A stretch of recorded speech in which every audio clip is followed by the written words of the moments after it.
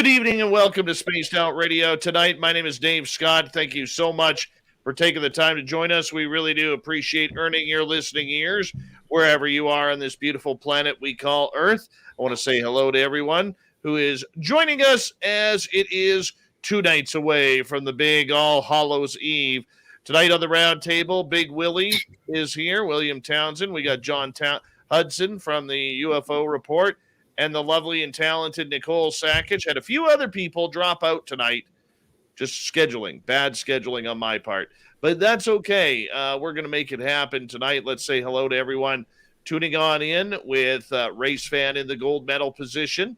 And we have Todd Purden in silver and Steam Train Mark in Australia with the bronze medal tonight. Jack Clark, good to see you. Raven is Ryan. Thank you for coming on in. Mama Susan, downshift. The Dutch Princess, Sally Vandevoort, nice to see you. Hi, awesome Ann Palmer, how are you? As we continue on here with the roll call. And Bigfoot Michigan Rob, nice to have you back, buddy. Thank you for coming on in. Bob Berkins, good to see you. And who else do we have here? There's Elliot D. Wes H. 405 are good to have you here. Thanks for coming on in. Hi, Jeffrey DeRuin, Open-Minded Clarity. Richard Elmore, Gorgeous Aussie Ange. Rick West, thank you for joining us. Really do appreciate it. Luscious Jules, good to see you. Hi, Nicola. Thanks for coming in as we continue on here with roll call. Grandmaster, good to see you. Dirty Filth, way to come on in there, man. You made quite an entrance. All right, who else do we got here? We have SJ. We have Ann Selene. We have Oracles and Beyond. Cecil, what's happening? Chad Smith, the Chad Smith is here. And there is Helena, looking gorgeous tonight. The lovely Deanna, thanks for coming on in. And the stunning and talented Sonia's News. Jose, Uncle Dale and his power stash. Remember, if you see Uncle Dale walking around Austin, Texas, rub his power stash. You will get the full month of November with good luck if you rub his stash. Fidgety Aura, nice to see you. Sam Faz, Jason, G. West. Gorgeous Heidi in Vegas. Nice to have you all here. Spooky Morales, the lovely Candy Romero. What is happening? Good to have you here. War Eagle, Guitar Slinger. Good to have you guys here. Thank you for coming on in. Hi there, R&R, the lovely Marie. How are you? And Swampy, thank you so much for kicking off the Super Chat tonight. Really do appreciate it. It's a great way to support what we do on this show on a nightly basis. Lee, nice to have you here. And who else do we have? Smoky Mountain Wanderer, Sensational Sherry. And thank you, Ann, for the super chat. Really do appreciate that. As we continue on down here with the roll call. Kronos, what's happening? And there's the lovely Purpose and Grace. What else do we have here? And we're caught up. All right. Thank you to everyone coming on in. Joan Dillon, welcome to the show. And a big way to support what we do, once again, is through the Super Chat. Hi, Millennium. And, of course, you can do some shopping at our website, spacedoutradio.com/shop. And you can make some great choices there. We're going to be adding more logos very soon. So stay on tune. I mean, great panel tonight. John Hudson, Nicole Sakach, Big Willy. And we're going to get into a lot of really cool things tonight. So just sit back, relax. Hi, Noble Patrick. Hi, gorgeous Cosmic Fleur. How are you? And we're going to make it happen. And, 10 seconds. Here we go, everyone. So stay tuned. This is going to be fun.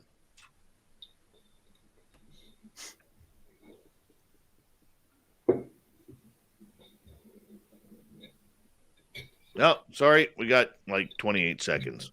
I read my clock wrong. Darn it. It happens. Okay, and I don't know what you want to talk about. I got nothing really to say until showtime. Kind of bored and had one of those days. Janet Pine, welcome. And sing for us, Dave. No, I forgot to start the radio side.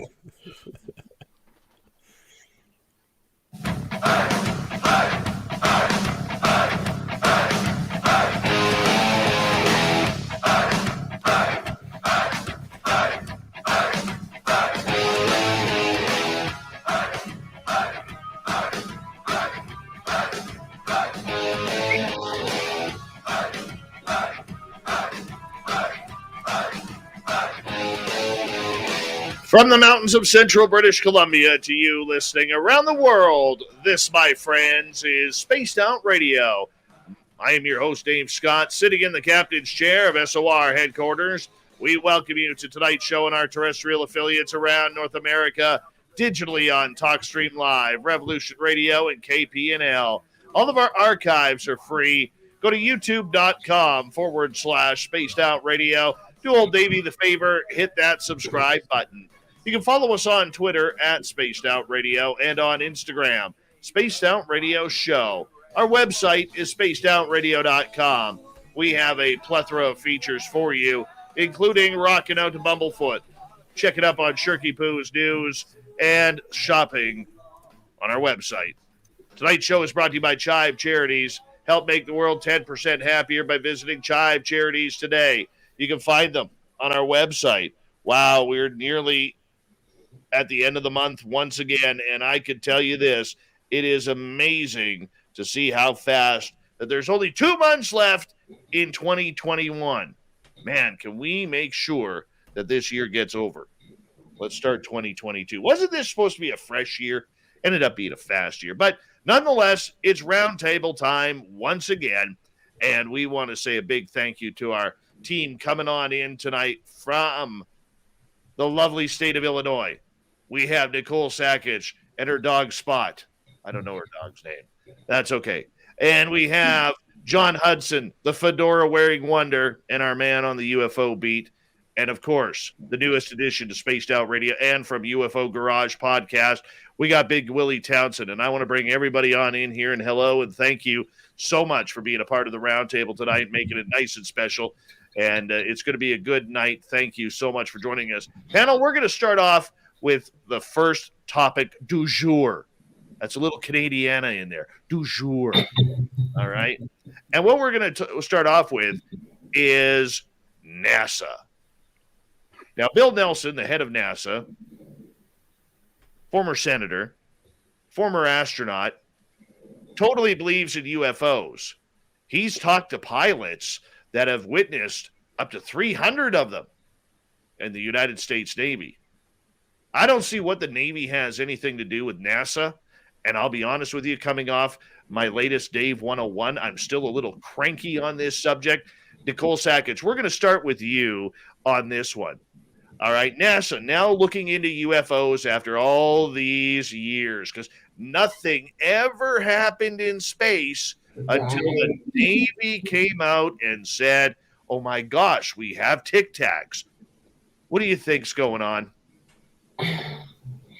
Well, I think, as we say with most counterparts outside of the community, I feel like these comments makes them late to the party.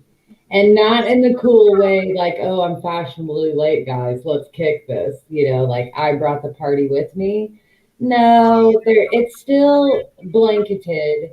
And I tell you what really kind of has stuck in my head is we've heard people over the last few months or even the last half a year say we as a community need to reach out to people that can help us, like NASA or the environmentalists, things like this. But there's always like this little warning that comes along. Like we know NASA has data and they won't give it up. And like you said in your 101 last night, are they forgetting about the skeletons in their closets or what's hiding under their bed? Or do they really need to go back and look into their own history? Because I know a lot of people feel like reared up right now. Like, oh, come on. We have eyes on their satellites anytime they show raw footage of anything. Like, it just seems like a little slap in the face. And honestly, I think the warning is, it's like we felt it in a long time. And I think Danny Sheehan has said it best recently. Is this what it's going to be for the next 10 or 15 years? Does it have to be that we're going to find a microbe way, way out in space somewhere, and that's going to be the declaration of we're not alone? Is that really the path they're still going to take? Because that's what it feels like to me. So, we'll see. Nicole, I'm going to get you to check your microphone while I go on to someone else because you're sounding really hollow, like you're in a weird room. I think you're on your computer mic rather than your studio mic. John Hudson, I know you have a completely different opinion of this, and we might as well just drop the gloves, John. I know you're a pacifist. I know you're a Buddhist, but I mean, I'm going to put you on center ice with me right now. Well, first, Dave, I recommend that you look into your history of astronauts because I don't think you realize how many astronauts came from the Navy. It got so bad at one point that the Navy CNO basically had to send a letter to NASA saying that that now Navy cadets, Navy officers were off the charts and could no longer be requested to become astronauts anymore because they were losing so many to NASA. So there is a very tight connection between the astronaut corps and the Navy. There's even been, I believe, at least 3 Navy SEALs that have gone on to become astronauts. So there is quite a lot of connection between the two. As far as Nelson's concerned, my personal opinion is that, I would be surprised if he even had access to the information you're talking about. I would be surprised if he even had the ability to go out and talk to any of those people because at his level, I mean, first off, like his ability to access old information is going to be very, very limited. It's going to be gate checked, in very severe ways. And quite honestly, it's not necessarily in his best interest to do so because right now he's trying to get the whole NASA Corps to support him in his role, right? So there's a kind of an ebb and flow that goes on, whereas all the Navy people, they want to talk about their UFO incidents, right? Whereas, NASA people obviously don't. So, he's basically going to the low-hanging fruit. And then also, like, he can talk about the Navy people. I'm not sure how much he's allowed to say about the NASA people. So, I think that there's, you consider the fact that a NASA administrator is appointed. They're not elected. They're not voted for. They don't come up from NASA ranks. They are, that's not true. Sometimes they do, but they're appointed by the president of the United States. And so they're always his boy, and everyone in NASA knows that. And so, there's going to be quite a firewall between him and the rest of the organization, depending on how much favor and how tight he gets with them, depending on how much time he's even allowed to serve the role. So, I understand your frustration, but I think, NASA is just as can't remember the word, but broken up as any other organization. I mean, as I've mentioned to you before, there were many, many NASA missions where they even had 2 badges, like one dark, one light. And there were even like guidelines drawn in the NASA bays to say, if you don't have this clearance, you cannot cross this line because this side of the shuttle is doing a mission that you're not cleared for. So, there's been a lot of, NASA's had to support a lot of very, very, very clandestine missions in their history. And so there's a lot of red tape that you have to go through. Let's bring in Big Willy. What do you think's going on here? Should we be applauding NASA for finally getting on the UFO bandwagon, or should we be, kind of putting the gears to them a little bit and say, you guys have known since you started launching rockets into space that these UFOs have been around? Yeah, that'd be a little more my opinion. I know it's not a favorable one necessarily, and I don't want to necessarily steal your speech there, Nicole. But to me, I just cannot see. Even though, John, you bring up a great point, there's a lot of compartmentalization within with any entity in the government, and NASA is no exception to this, right? So I can see how we might be correct in saying that he may have not had all the information in front of him, but I cannot see how someone there did not know. And in my own opinion, it's just my opinion on this, I don't think that they really wanted to do it because it's such a weird time to jump in. Why so late in the game, right? Like you brought up, like desperately late. Not even hey, your 4th quarter comeback. It's like, hey, the game ended 2 weeks ago or more. Maybe it was last year. Now you're trying to jump in and tell us what's going on. So for me, that's kind of the concern I have, is that I think there's an issue with who. I feel like maybe there's a chance that perhaps, and I could be wrong, that in the past they have been forced, they've been given a timeline that, hey, you need to bring this forward. So that would be my opinion on it right now. But that's about it. That's about all I got. I don't want to give any more or less on it. I think it's somewhat exciting for the, let's say, the populace that's not into this right now, because there are a lot of people, and we take it for granted, and we forget that there are a lot of people who are not having these conversations every night. They're not hanging out in the SOR chat, and just this is an everyday thing that we breathe and live and talk about. So for them, perhaps it's a good thing, but I have my own reservations about it, I would say at this time. And Dave, if I can add a point, there's been 56 Naval Academy graduates that have become astronauts. That's pretty cool. But I mean, it's still the fact that whether or not Bill Nelson has access, when you are in the seat like him, you have to be accountable for your company that you are running.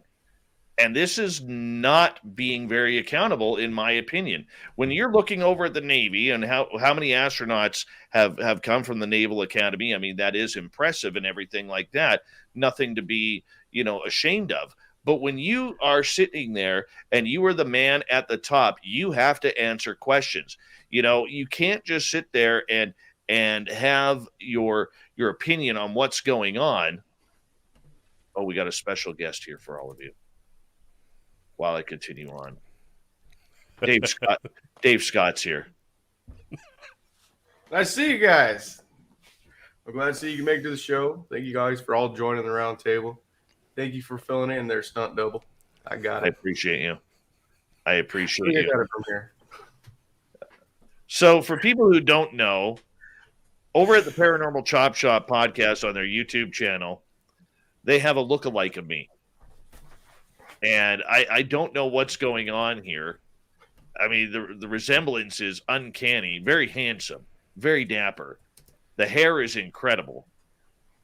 I don't know really what is going on at all. This is just... Well, I don't woke up even this know. morning, and this was the look I had, so I rolled with it. I've been working on this. You are absolutely handsome, Dave Scott. Thank you. I will say this, and our radio audience, please go to our YouTube channel and take a good look at this, because, I mean, the looks are absolutely uncanny. Uncanny. Just I think he's pulling off a better Dave than you are, Dave. look at that hair. Gloves Oh, pulled wow. together. Hold on a second here. Hold on a second here. You got some competition now, Dave. Holy cow. This is just... You even got my tattoo on your arm. That's pretty right. creepy, man. That's just... It honestly, it's creepy cool. Creepy cool. All right, let's get back to it. Tribute, guys. This was meant as a tribute to Dave because, he is our heroes. You dress up as your hero on Halloween. That's what I did, guys. Oh, today.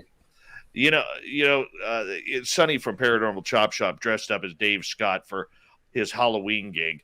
And I have to tell you, Sonny, I actually called my father tonight. I called my father and I said, Dad, one of the greatest moments of my life has happened tonight. And he's like, what's that? And I was telling him about your show earlier and how you dressed up as me for Halloween. And you painted your beard white. You got this great granny wig going on, but you look beautiful. And I tell you, man, I have never, ever, and I am so thankful, man. It's just, I don't know how else to put it. I really don't. You deserve it, buddy. There's no thanks required. You deserve it. Oh. You mean a lot to a lot of us, and I'm one of those guys. There's a whole bunch of us out there, though. Willy's one of them. He loves you. And I know John does. Now we got a clue. We can make fun of Dave as much as we want as long as it flatters him in the process. There you go. Wow. Can we get back to NASA? Are you okay, Nicole? Do you even who you're? Can you tell us apart? I got you muted here. Not really. I backed up my view, and when you're both little thumbnails, it's like a Dave party in here. It's like you're multiplying. Did you drink or eat after 9 a.m.? Are you like a gremlin? Is it something like that? Oh, it is totally uncanny. Nicole, I'm going to get you to turn your speaker down a bit because we are getting a little bit of feedback, if you don't mind. Well, yeah, now Nicole sounds good and you're echoing, Dave. I know. Did that help? Not at all. Not at all. Where's your headphones? Non-existent. All right. Well, I'm going to mute you here.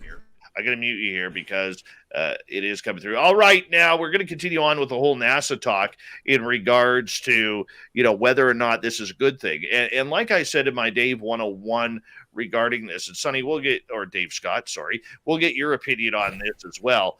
As, there is a lot of mystery going on regarding what NASA knows. Over the years, we've had astronauts come out and say that they've seen UFOs. We've seen astronauts up on the International Space Station claiming that they've seen anomalous craft. Donna Hare, who used to work for NASA, claims that she watched the program and took part in the program that actually washed photos of UFOs flying through the sky that NASA created. I mean, there's a lot of speculation about what NASA knows and what they're hiding from the public. For you, do you believe that NASA talking about UFOs now through their new head and their leader, Bill Nelson, is just a bunch of hogwash, or do you think it's about time? Well, I think that's where they're going to start. I think that's what that is. Like, that's their opening. He might not want to talk about it, but somebody might be making him talk about it. And I think that's where they're going to start. And then they can't just say, hey, look at these pictures we got now, or if after they've denied having stuff like that. So they have to start somewhere. That's how I look at that. See, my concern, and anybody could jump in after I'm done here. My concern is this. This to me is all a part of this weird narrative that is going on about trying to control the UFO phenomena. I have no problem with Bill Nelson coming out and stating that NASA is looking at UFOs. I think it's about time. That's a good thing. Okay, so I don't want to sit here and say that I'm just, sound like I'm bashing NASA for doing something good for once. That isn't the whole point. The point that I'm getting at is, like, really, are you playing us like fools here? You're the space program. If anybody knows what is going on, John, it's NASA. And here they are playing silly. Portions of NASA, not necessarily all of NASA. And one thing you got to remember, Dave, is you said, he has to speak for this whole organization, but you got to realize that the head of every single group within the government has a high probability of getting called before Congress. And so there is always a firewall placed between them and their organization to protect them so that they don't have to lie before Congress and when they're asked something that they can't talk about. So they're intentionally kept in the dark about a lot of things unless they absolutely have to know, because of the fact that it protects them from being essentially indicted for, basically being charged with, lying to Congress because, they've had to cover up something. And so, that's one of the reasons why he's appointed by the president. That creates part of that boundary. And so it's not that he has to speak for the whole organization. That's what we'd all like to think, but that's not how the government actually works. Anybody want to chime in on that? Well, I think, and we already, as you just said there, John, as far as them being so classified, and correct me if I'm wrong, guys, and John, you'd know this, I would assume, and I don't know stuff, but the CIA works directly, or helped kind of take a lead role early on with NASA, correct? Back in 58, I think it was, somewhere, give or take, somewhere in there, I believe that they work pretty closely, if anybody knows that. Well, I don't know if they had any particularly formational role, but the CIA has always had a very good relationship with NASA. Okay. The only reason I really bring that up is I remember way back, one of my first episodes I ever did, it was episode 5. We had an episode we were covering that had to do with remote viewing. I think it started with the Gateway Project, as might have been, or Gateway Experience, something or Stargate. Like that. Yeah.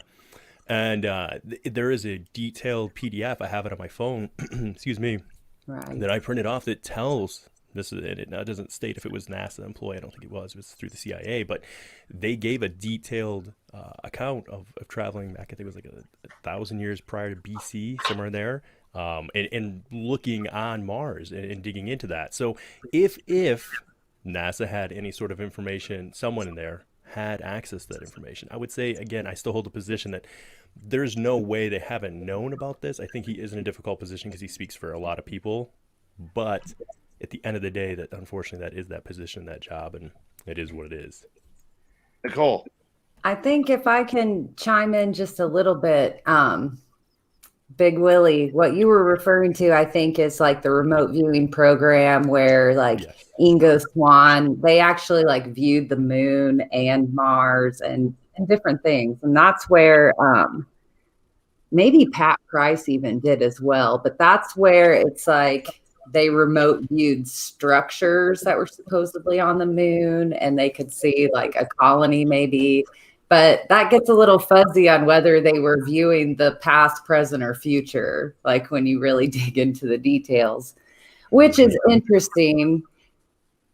And I think it leads to the fact that, yes, we know NASA is compartmentalized, like John was saying, but in this new era of transparency, it would have been nice if the head had at least done a Google search and been like, we are now looking into UFOs, which is something we've been looking into the whole time, and address maybe some certain areas that we know are of importance, maybe important to our community. They could have addressed certain ones, like we pointed out earlier, those ones that have transmissions where the astronauts are saying something's following them or they see something. Like there is a further step they could have gone with this, I think. But like Dave pointed out, I think when you're talking about NASA, they are definitely going to control a narrative. And you're talking about programs that have probably been going on longer than I've been alive. Some of them, so you don't just like toss certain programs and get in new ones. You do tend to like modify and go forward. So I wonder what they're modifying and going forward with to help them pursue this more, I guess is one way to look at it. But there's also this giant cache of data we know they have that they might not even know they have. They have sensors, they have satellites, they have this and they have that. Has it always been tuned in to look for UFOs? No. Have they caught stuff? Probably. Who's in charge of going through what they already have? That's another. They do tend to recycle their tapes a lot, from what we've heard. They do tend to lose some footage. Absolutely. But the thing you got to remember, Dave, is it anything they want to clear? We are going to break here at the bottom of the hour. Fedora-wearing John Hudson, Nicole Sakach,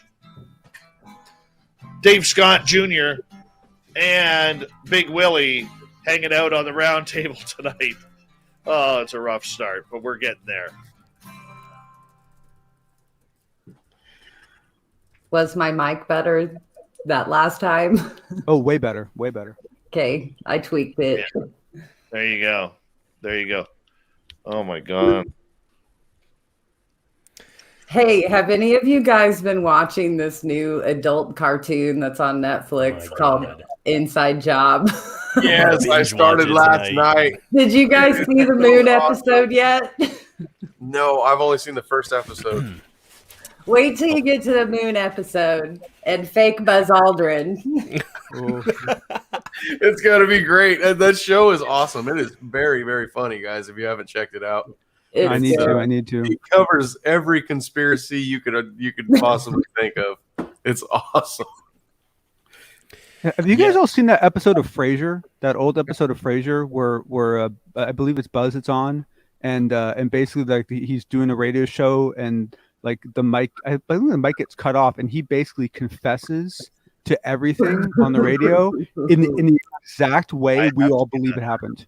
And it's an amazing episode, and it's so funny because like right as he finishes, the mic comes back on, and they're like, "What'd he say? What'd he say?" It was an amazing, and the way he said it and what the story he told, you could tell he knew exactly what everyone was saying because he nailed it. Like it was kind of creepy how close he came to the conspiracy theory.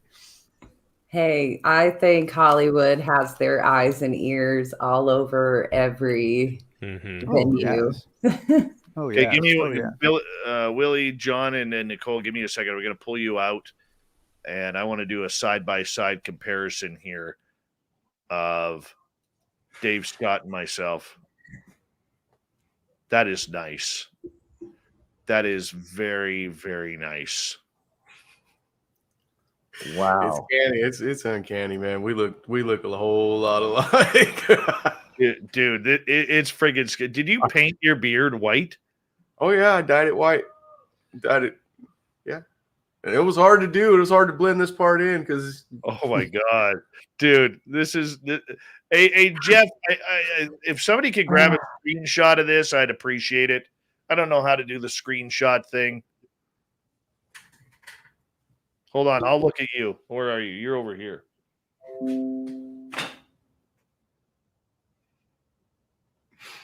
I'm trying to get down there with you.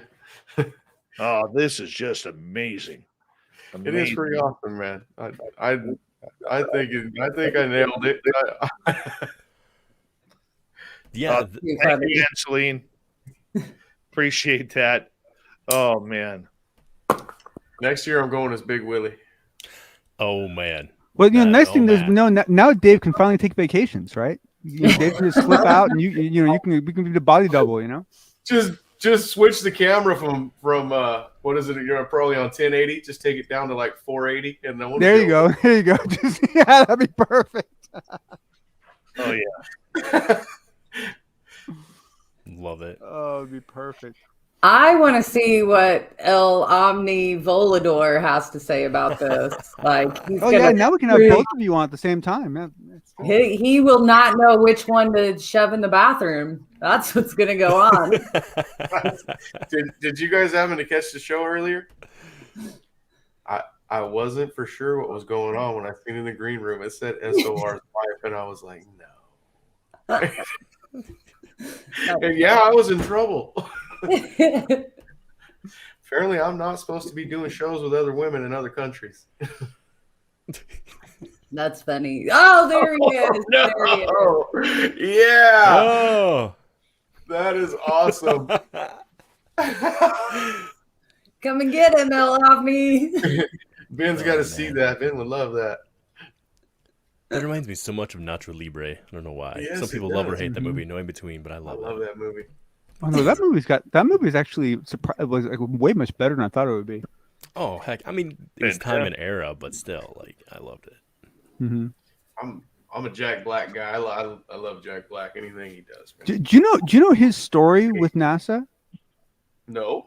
His mother. Yeah. His mother was actually writing code to actually save a bunch of astronauts on a mission, and actually wrote the code in the emergency room while having him. No. And was actually like in bed, like writing code that then got submitted and actually saved the astronauts. And then she had Jack Black. That is crazy, man. That's why he's so genius. I think he's genius. Like one of the Apollo missions, like one of them. Like... Yeah, it was a very. I mean, obviously, it was an early mission, and I mean, the story's out there if you look for it. It's a great story. But yeah, I just found that out like maybe 6 months ago. I was blown away. Mm-hmm. All right, guys, 8 seconds here. Thank you to Greg, Cat Chaser, Jose, Joey, Ann, and Swampy for the super chats. Here we go.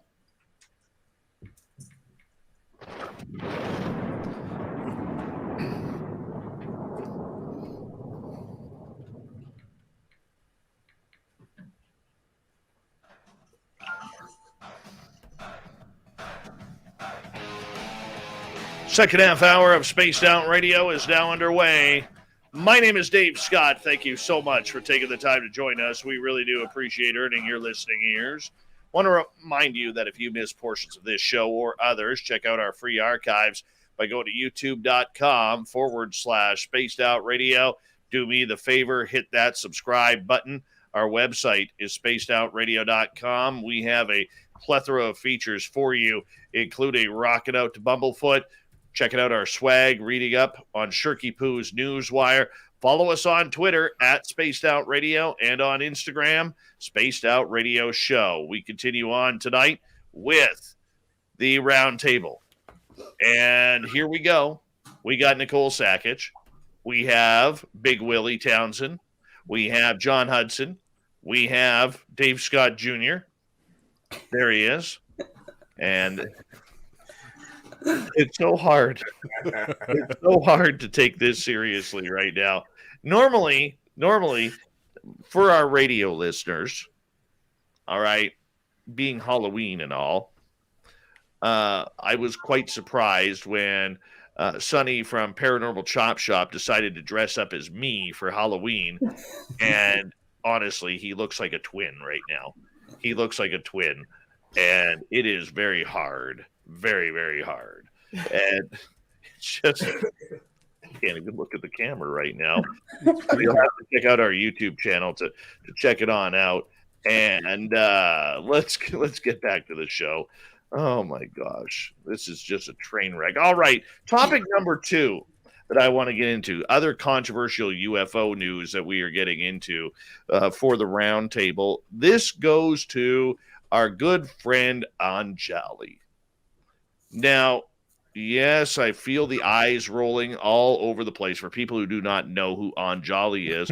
She is a former government employee, apparently of the Defense Department, who claims to have contact with aliens, but not really contact, just telepathic communication to somewhere before the end of 2021.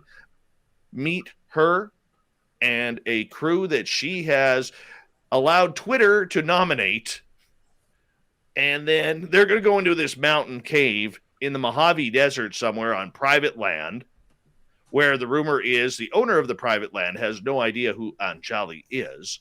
Whether that's been confirmed or not, I'm not sure. And a lot of people have been thinking this is a big farce. And just when you think she goes away, she comes on back. John, I want to start with you on this one because you're one of the eye rollers that I noticed. You're not having fun with it's hard. It's hard because I actually caught wind of this very early. I was actually believe one of the first people to post about her on Twitter, trying to get Elizondo's attention to her because I figured he could do a good background check on her. And the hard thing for me is that there was 2 people that vouched for her. And one of them, I trust. And so the weird part is that, it really appears that her professional background is accurate, which puts this whole thing into such a weird context. And I should just add, because I don't know if I should be hiding this or I should be, divulging this for honesty, but I'm actually one of those nominated people. And unfortunately, I'm not in the lead right now, but I'm I'm basically second in my group. And so if the first person decides not to go, I might get. Now, fortunately, there's very little chance I'll be able to go either. But I'm first on the list. I don't know why she put me there, but she put me first on the list. I don't know. It's really hard because the thing is that it's incredibly unlikely that a mentally healthy person would make up a story like this and try to play it for this long, right? Is it possible? Sure. But it's statistically, in my opinion, unlikely. And so what options does that leave? That leaves the options that she really believes it, right? And none of it's true. She's got something wrong with her, from a mental point of view. 2, she believes it, but she's skewing it in a way because of some challenges she's having.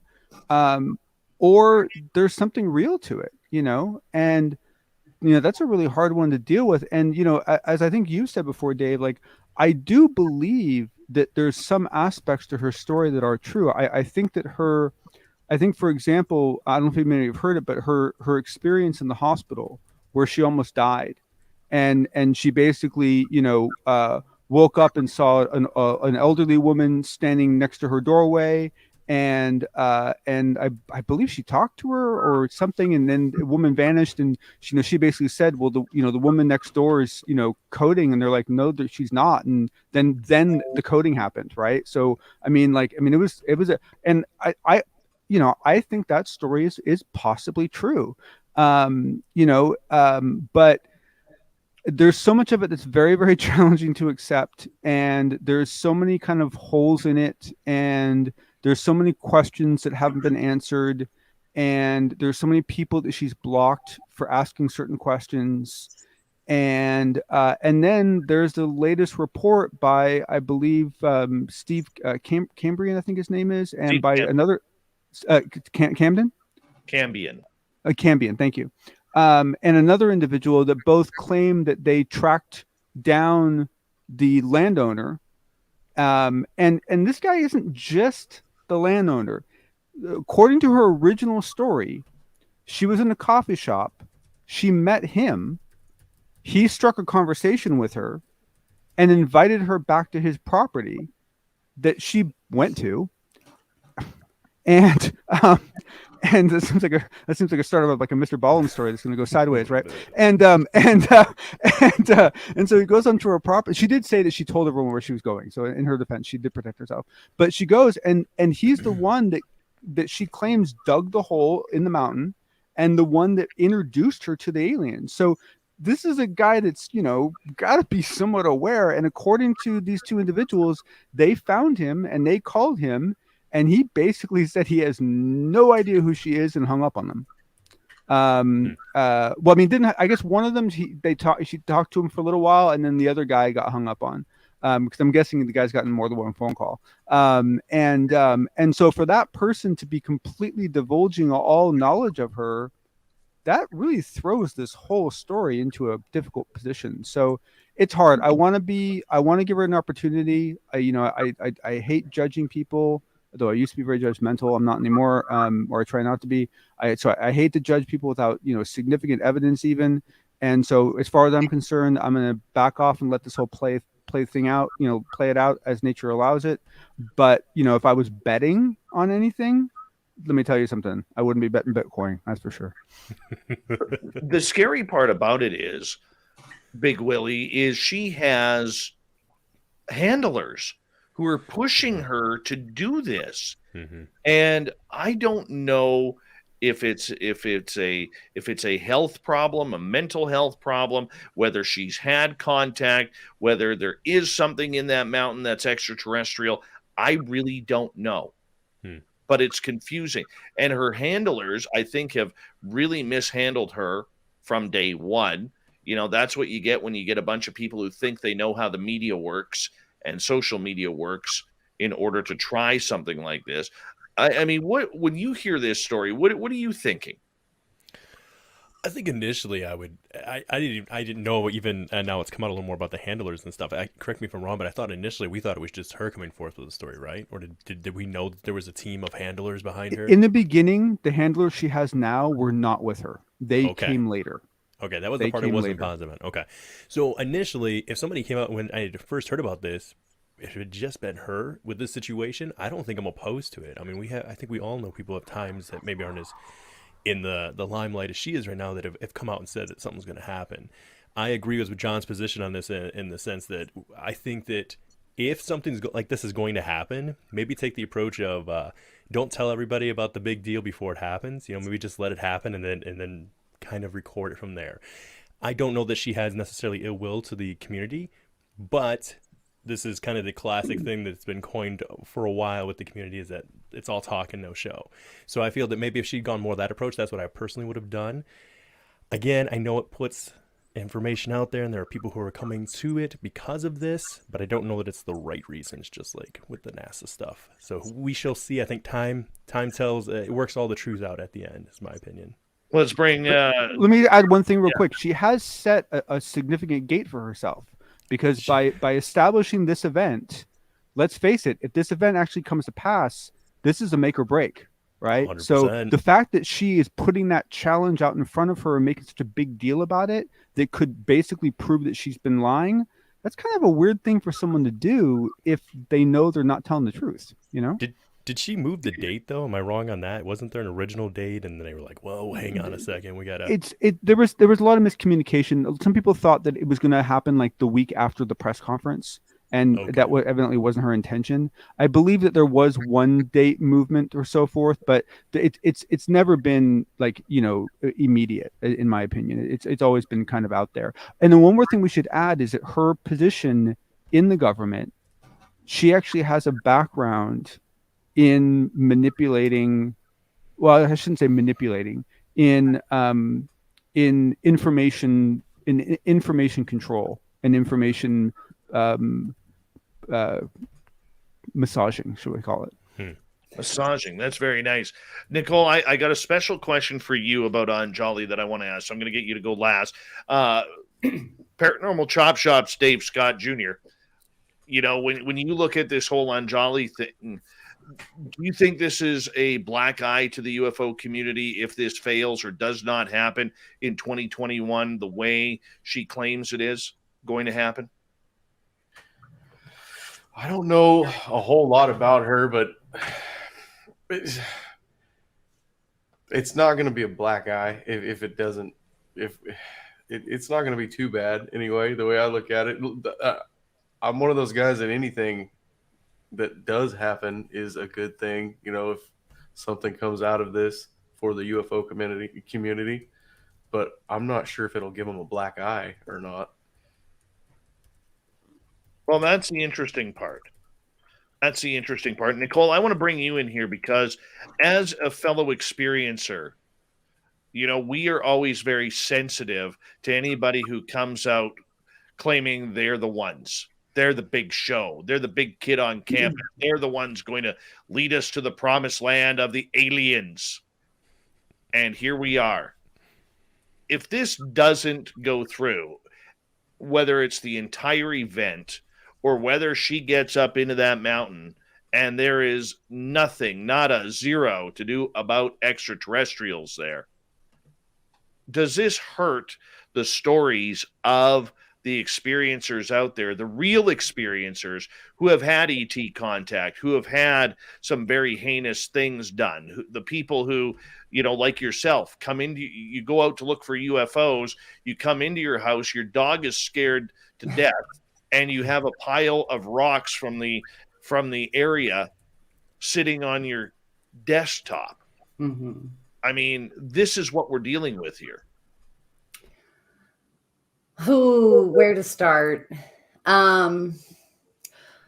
Firstly, I think anytime experiencers come forward, it takes a certain amount of bravery, you know, to do it on any sort of platform. So I applaud that. And secondly, I kind of think that since the days of Adamski coming forward, there's always been that split line of what's the truth? Is there going to be follow through? Can they really do what they say they can do? And we've seen experiencers toe that line all throughout our community, whether it's people that can call in craft or just people who have seen multiple craft. Like we've had a history of going, this is how things are. It can't be this, you know, whether it was, you know, way back in the day, if you saw one craft, that was it. If you saw multiple craft, nobody believed you, you know. And then my mind goes to, if there's parts of somebody's story that kind of take me aback, like, have I heard this before? Or does this knock my socks off? And one part of Anjali's story that kind of stuck with me was this mountain scenario, you know, and we've all been talking about like whose land it is, the guy that dug the tunnel, you know. In other conversations, we've wondered if this tunnel mountain was some sort of portal. So that's what kind of stuck with me, this mountain thing. And so I did dig kind of a blanket search, and I have found other scenarios from experiencers where they talk about being taken to a mountain or being taken inside a cave system. So it's not really too far of a stretch in experiencer world.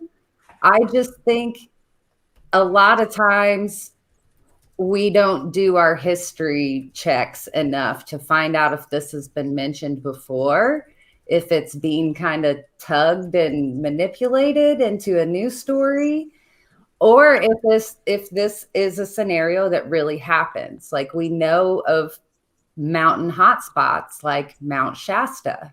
Like, so it all comes down to, is it going to work when she takes people there? And there's another scenario with that. We all know there's people that will like sign up and jump into a CE5 circle. And then the first time out, nothing ever happens. So of course, for the rest of known time, they're like, CE5 doesn't work. Nothing works. Doesn't work. It doesn't work. Stupid. So we might be up against something like that. I wish it didn't have to be, I'll take you there once. I wish it was, we're going to go there and we're going to beat this mountain like a dead horse. Like, we're going to do it till we give up, like, a scenario like that. Because I know a lot of times in this community, it's never a one and done kind of scenario. Like, yeah, it's just... Nicole, I want to expand on that with you for a second, because I look at the people who have come out, whether it's Chris Bledsoe, whether it's Samantha Mowat, whether it's people in our chat room, whether it's you, whether it's me, or any of us who have had some very frightening experiences with extraterrestrials and UFOs, being followed by UFOs in your car, missing time. If this doesn't go through, and the public, once again, has an entire area to point their finger and laugh at that person, it's not Anjali they're laughing at. It's the entire experiential community and the UFO community, where all these people from the outside looking in will say, look at these wingnuts, these tinfoil hat wearing wingnuts, BSing about aliens. And that has a real big chance of regressing this entire field. I mean, look, some people will say, Dave, you're being a drama queen. It's not going to be that bad. The public doesn't care. All it takes is one camera. All it takes is one mainstream media camera by one of her handlers who tells a local radio or television station, hey, come with us. We're going to go find some aliens here in this cave. That's all it takes. And boom, there you go. That's the danger and the hurt that I see happening through all this. And it's not just a little microcosm of the entire event. This could be the potential outcome and likely outcome of what we're going to see. We got 4.5 minutes. Yeah, I think once again, though, back to the point of what you were saying, Nicole, is that it's weird, and correct me if I'm wrong in this. She did give an exact, like, this is a one-time shot, right? This isn't something where we're saying, hey, we're going to experience this like Skinwalker. Well, it's going to be a trip. It's going to be a trip, so it might be a multi-day adventure because there is a hike involved. And it's going to be a camping trip. Boy, once again, the beginning of a Mr. Baller story. But one thing I will say in her favor, and I have to bring this up in fairness, is that she's stated more than once that there will be multiple cameras and other data collection equipment brought with them. And she plans to cover all of it by multiple angles and plans to publish all of it immediately. So she's really putting her chips on the table. Okay, so I've heard that they're going to have multiple cameras, but what I haven't heard anybody discuss is if this is in the realm of some sort of consciousness trip, is there going to be body brain sensors? Like if they reach a point in this trip and they traverse into a wormhole, like how are we going to know that? I mean, there still needs to be more. The cameras will go dark. But I mean, that's where this goes into experiencer land. If we're talking about consciousness, and if this is like a created collective experience that is going to happen here, then it's kind of no holds bars. I mean, I kind of feel like It's that movie Contact, except we haven't built her some cool machine to fall through, you know? No, it could just be six people standing there looking like vegetables, and they're having some out of body experience, right? And you get all this film of these people just standing there like this, you know? Right. Wouldn't go over well. Would we say though? I'm sorry. Go ahead. This is where other parts of other experiencers' stories come into play. That are maybe not so well talked about. Like everybody talks about portals, and there's people that believe like Sedona is a portal, whether it's an entrance or an exit, nobody knows. You know, this could be a scenario like that. Is there an entrance? Is it an exit? Is it something that you can perceive at certain times? Does it come? Does it go? Is it always there? Like, does it always come from the same spot or go to the same place?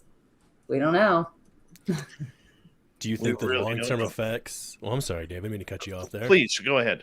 Well, I was just going to say, do you think the long-term effects of this would be that detrimental, even with all the other evidence that has, to be fair, come out in support of UAPs or possible alien life forms of this year? I mean, will it be that big of a black stain? I agree that we don't need any more, but...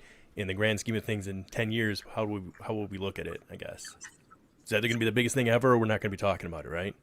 I think that depends on us. Like, I think in my head, the worst case scenario is going to be everybody goes, nothing happens, no data able to be collected. It's just bunk. At the very best, I think... well, you know, I mean, everything goes like she says, and somebody takes an amazing trip. But I think what it's going to really point out is a hole in what we're really dealing with. Like, if people think we're going to go to that mountain and we're going to find ETs that have flown here from somewhere else, like, that's the paradigm that's shifting here. Like, right. The Jacques Vallée extension of the ET theory is now what we're trying to like come to terms with now. You know, we've all heard this. It's something more than ET. Which he's actually gone a little bit back on, by the way.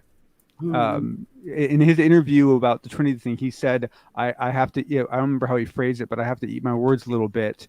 There is a more physical element to this than I used to think. I don't know if it's what he used to think, but there is a physical element to it. It's not. I was impressed that he said that, though. Like, he actually called it out himself.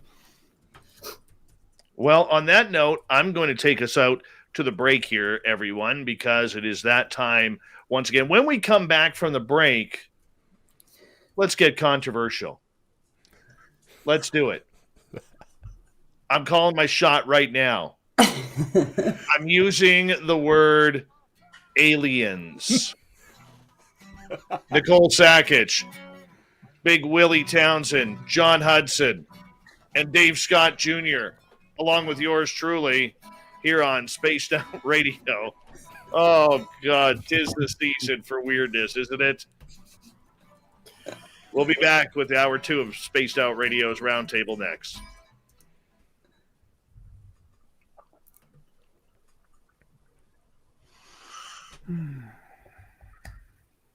You are brilliant. You're fucking brilliant. Are we going to sing Mr. Cowley a duet?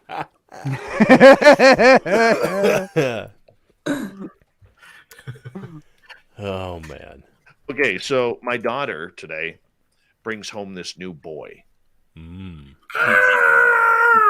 comes in for dinner, and I love playing this up. I do. Oh, no. My daughter just laughed. John, you'll get there one day. You will. Yeah, Hey, Willy, you will too. It's a lot of fun. So as many of you know, I love really brutally hot sauce. So we're having rice, chicken, and cauliflower for dinner. Real nice dinner. And I'm eating away, and I got my headphones in, and I'm listening to Chop Shop, and while I'm eating, and my daughter arrives home, and she goes and grabs a plate. This boy comes and grabs a plate. I said, "Hey, you may need some dressing for your rice." You're an evil man, Dave. So I pushed over my really brutally hot You're an evil man. hot sauce. Oh, I the can't- Vietnamese stuff. I don't even know what it's called I need a Scoville unit. because I don't even know what it's called because I can't read the language. It's probably not legal. Okay. So the only thing I know about this hot sauce, but my dad got it for me for my birthday. He walked into the Vietnamese restaurant Oh, right. and all the gentleman would say in his broken English is, "This'll fix him." Right. So Broad. yeah. So anyways, this kid goes and literally splashes his entire rice with it. And I'm sitting there. You may want to put a little more on there, right? Oh, you need to get the flavor in. So he does. Right? You know, karma happens, Dave. You gotta The be poor, careful. the poor kid is friggin' burning, but everybody at our table is just smirking, and I'm just sitting there looking at him with a big smile. It's good, isn't it? Yeah, it's good. Right? Oh, I was so proud of myself. Oh, I'm the mother of a son, Dave. I'm gonna have to teach him that one. Be like, never take the hot sauce from a dad on a date. Don't do it. Oh man. Oh yeah. I'm the dad of 3 daughters. I say feed them all the hot sauce you can, Dave. Thank you. Thank you. Although I gotta say, points for the guy that actually coming over for dinner. You know, that's not an easy thing to do. So We did give him a glass of milk to calm it down, and a paper towel to blow his nose. Mm-hmm. You know, he's probably on the phone with his mom right now, going, "Mom, it's still burning." No, he's like 18, 19 years old. That doesn't matter. that's true. His taste buds will grow back. Absolutely. But that's how you We know got it's good. we got another minute or so, Dave. I'm gonna go throw the dog in. Yeah, we have a couple minutes. Hey, Willie, I'm going to get you to turn your microphone Oh up yeah. just a smidgen if you don't mind. Oh, I actually bring it up for you. I always thought it was too loud. All right, I'll bring it up No. a little bit. All right, you tell me. Is this a little better for you? Keep Like going. coming in? Keep going. Keep going. All right. What's happening, guys? Crank the fucker. Let's go. Still going? There you go. All right. Wow. I gotta turn this back down. Hang on. Yeah. There we go. Guys, with your I'm starting to feel a little inadequate with my microphone here, folks. You know, I mean, smooth radio. even Dave Jr.'s got his. I know. You know, Willie, I got to be honest. That was like one of my first fears about doing a show with you. I was like, oh crap, I'm gonna sound like hell now. No. Nobody. No. He sounds so good that it does. He does. He sounds so good. It's like I'm gonna have to go to a voice coach. No, that's what we joke all the time. I say I get it from I tease. You guys know Jess Rogue? Anybody know the Rogie or anything like that? Yeah. Tease all the time. As I said, like I get the voice answer from her. I'm just kidding though, but she has. I mean, there's so many people out there. Chris Holm, he's in the chat tonight. I mean, I think he has a phenomenal voice. He's I got a tell him that beautiful tonight. voice. He really He's got a does. beautiful voice. Yes, he does. Yep. You could do like commercials and stuff, man. Like seriously, you should look into like voice work. That's actually a very smart. You really should. You really should. Because it's not super hard to get into, and it's a lot of stuff you can do remotely, and some of it, you know, pays pretty well, and you know, it's like you can do it in your slippers, you know. So I mean, it's, you know, better than what I was doing for a while. That's for sure. Stuff where you have to whisper everything. Yeah. Oh yeah. I mean, you could do radio announcement stuff, but you could even do like TV commercials and so forth. I mean, like, you know, about butter and stuff like that. I like Guitar Slinger here. Big Willie, my girl just said, "Who's the guy with the seductive voice?" WTF, stepping on my game. Oh man, hey, I'm taken. So I'm not free. For everybody out there, I'm sorry, Dave. He's not free, but $10 will move a lot of bricks, man. $10 will move a lot of bricks. You're like the Southern Barry White, man. It's crazy. A Southern I'm in almost Canada. I love in Michigan. We have what are that's true. You know, that's true. They talk about being down south boys, kind of. And I'm like, guys, you're practically Canadians. Like, what are we doing here? Yeah. This is there. Well, yeah. So for the Canadians, you're Southern, you know. That's where it gets weird, right? 26 seconds. I want to say a big thank you to Paulo, Greg, Cat Chaser, Jose, Joey, Ann, and Swampy. for the super chats. It is a fantastic way to support what we do on this nightly basis. Hi, Davey. How you doing? And a big thank you to all the veterans out there tuning us in. You always have a safe home in our chat room. Hi, Peter Steins. And get your horns up. Here comes Mr. Bumblefoot. Let's rock this thing.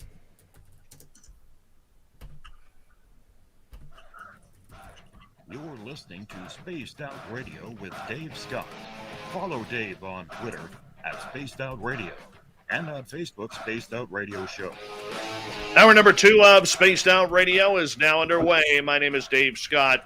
Thank you so much for taking the time to join us. We really do appreciate earning your listening ears wherever you are on this beautiful planet we call Earth. Hello to everyone listening in on our terrestrial affiliates around North America and digitally on TalkStream Live, Revolution Radio, and KPNL. All of our archives are free. Just go to youtube.com/Spaced Out Radio. Do old Davey the favor. Hit that subscribe button. The Desert Clam has set the password for tonight in the SOR Space Travelers Club. Apocalypse Synopsis. Holy cow, I got it. I'm not even saying it twice. It scares me. As the Clam sets a password each and every night right here on Spaced Out Radio. Our website, spacedoutradio.com. Check out our swag. Read up on Captain Shirky Poo's Newswire. And rock out to Bumblefoot. On Twitter, you can follow us at Spaced Out Radio, and on Instagram, Spaced Out Radio Show. We continue on with the round table tonight as we have the lovely Nicole Sakach, excellent researcher and author of everything UFOs. We have Big Willy Townsend, who will be co-hosting the new after-hour show coming in December here on the weekends of Spaced Out Radio, right after Lynn Wallington. And you only get it on YouTube and Twitch for now. And we have John Hudson from the UFO Report and After Hours. And, of course, my twin, my brother, Dave Scott Jr. How you all doing? It's good to have you all back. And we're going to get into another topic here because, you know, it seems like in the field of ufology, each time we take 2 steps forward, we take 2.5 steps back. The latest that has been causing a lot of controversy this month, ever since it was released, was Demi Lovato. Now, Demi is relatively new to the publicity era of ufology. However, they claim that they have been an experiencer for their entire life.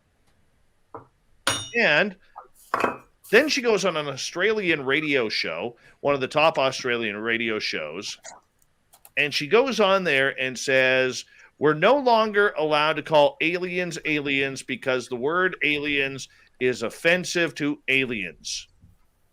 She calls them extraterrestrials.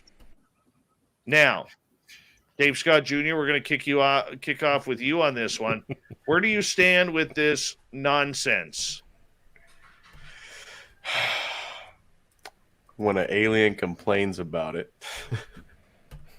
then we can start calling them by what they want to be called. But yeah, guys, I just don't know on this one. I want to hear what Big Willy has to say about this one, Dave, because I really don't know. All right, Big Willy. Oh, geez. Well, I tell you what, Dave, I appreciate this being our first time on here. You bring us on for the most controversial subject that seems to be out there right now. You're like, come on down, guys, give your opinion. I think man, how do you say this in the right way? In today's society, if someone, and we know they're uncomfortable with something, sure, don't push it. But you bring up a great point there, Dave Scott Jr., which is we don't really know. And I think it's, to me, now this is my own humble opinion on this, I don't know that we get to project how we interact in our species, our species essentially, and apply the issues that we have to those of other planets or throughout the solar system. Those are our problems here right now. I know some have hit on the fact that it can be derogatory depending on the area you live in. I think, personally, it's a pretty, I don't want to use the word universal, but on this planet, it's universal as to what it stands for. And I think I am in the stance that until we are told something else, then it's just purely ignorance, and there's a difference between stupidity and ignorance. And I think that right now, we're just ignorant on it because we don't know. And unless an experiencer has been said or been told, refer to me as this, I don't know, guys. I mean, to me, I don't want to don't want to take away from it, but I think we have bigger issues at hand, and I don't mean that in a rude way, but there are maybe some more important things at hand than the terminology being brought up. That seems more like get us into that government ploy kind of game again, where with the Freedom of Information Act, it's got to be the exact verbiage that's used. So for me, to sum it up, I think use whatever term you're comfortable with, but I don't think we get to tell everybody what term they can and cannot use if it is not something that's indeed egregious terminology to somebody else. So that'd be my 2 cents. Look, I mean, I read a lot of the comments that Demi Lovato, that people were posting about Demi Lovato when this came out. And some of them were incredibly insensitive, talking about her mental health, making fun of her mental health, making fun of her sexuality, making fun of how she has a press conference for every time she has a new brew of coffee. Okay. I mean, this young lady, we have no idea what she has gone through in her life. And being a child's star, I mean, you hear the nightmares of what children's stars go through. And a lot of them don't have a proper upbringing because of the pressure of being that child star. And add social media to it and the ruthlessness of social media, it just makes things all the uglier. And I don't think that a lot of the comments that she or they received over that is actually fair. John, I want to get your opinion on it, because I know that in California, the word alien means something completely derogatory. It does. And I should point out, because I was just looking this up, that in April, the White House has ordered all immigration enforcement agencies to stop using the word alien or illegal alien because of its derogatory background. And so this is actually, something that's being talked about, especially, in schools and stuff, because this stuff always comes up. Teachers bring up big changes like this and so forth. And so now a lot of people are being informed that alien is a, derogatory term. And the thing is that, I mean, if I had complete control of the situation, I would want to leave it up to them, right? Because I mean, because in my opinion, labels are labels. But I have to admit, me personally, I wouldn't want to be called an alien, right? I would consider the term alien derogatory if it was said to me, because to me, what an alien says is you're not welcomed here. You're not from here. You're not like us. You're not part of us. You have nothing to do with us. And you've basically come in from and you're not welcomed. I mean, that's what it says to me, is you're not welcomed. See, and I look at it from a completely different point of view, John, and I respect yours. But where I grew up, okay, I grew up in an area where color means nothing. There's where I grew up, there's a heavy East Indian community now called the Southeast Asian. All right. And, they were all a part of us. We tried to, to try to make them blend with us, and their community added much strength to what we needed in our town. And it's been fantastic. It's not just about, anything trying to do with racism or anything like that, because that's the way the term is. When I think of the word alien, I don't think of people, because I don't know what it's like to grow up in that area of people coming across the border from Mexico or El Salvador or Guatemala or wherever to try and get a better life in the United States, or even make their way up to Canada, where I am. I don't know what that's like, and I'm very ignorant by that. And that being said, when I think of the term alien, never once have I ever thought about using it towards people.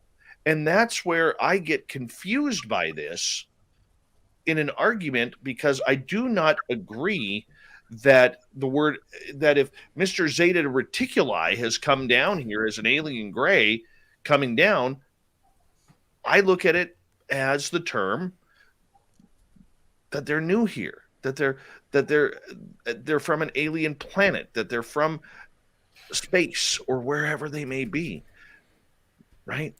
I don't know if I'm explaining myself correctly here or not. I just have never looked at that as a term towards people, because people are people.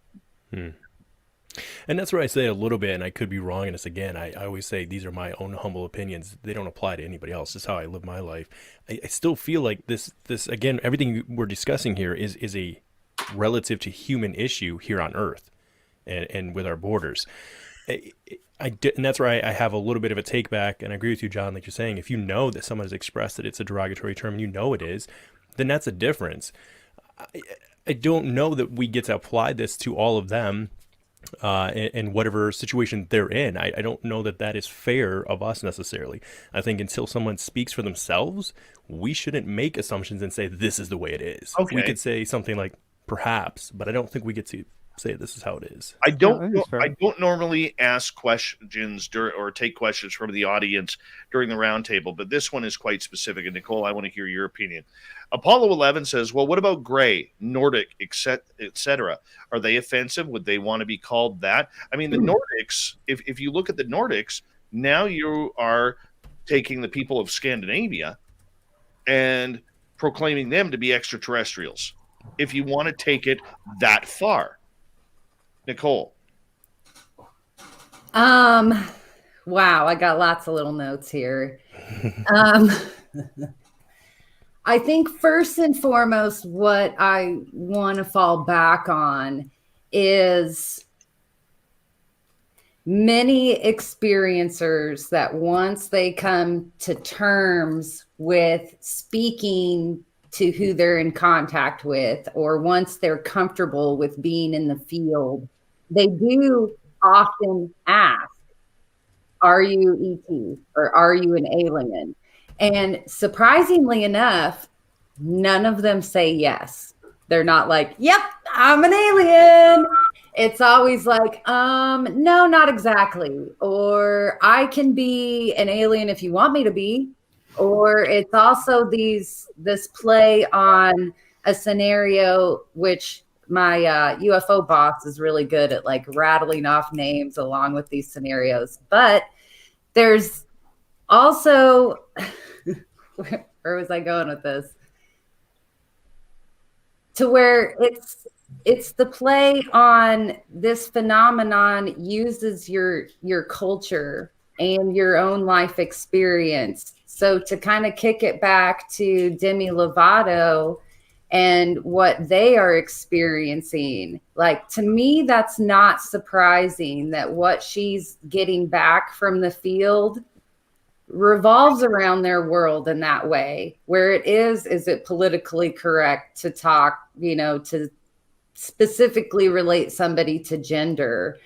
And I kind of find that interesting, because when I've spoken with a lot of channelers in this field, they often don't channel one being. It's a collective. So if you're speaking to somebody in terms of a collective, then those gender assigned roles and things like that tend to fall away, And I really do like the experiencers that come through and say, they're not in contact with an ET, that it's come to them as an ET before, but it has also changed. It's changed to a light being. It has changed and just been an orb, or often it's just the downloaded communication talk while they're in the field. So, I mean, if we're talking about an extraterrestrial biological entity, that's one thing. If we're talking about a pan-dimensional spiritual-like being, then that's something else as well. So I think what we're witnessing with Demi Lovato is this excellent interpretation of an experiencer having their experience. It's going to be kind of tailored to her. We're going to see what she goes through. And if there's any little snippets that, coincide with anybody else's experiences, then that's when it's going to, be shocking. I think it's a good I don't reflection. think It's a good people. mirror.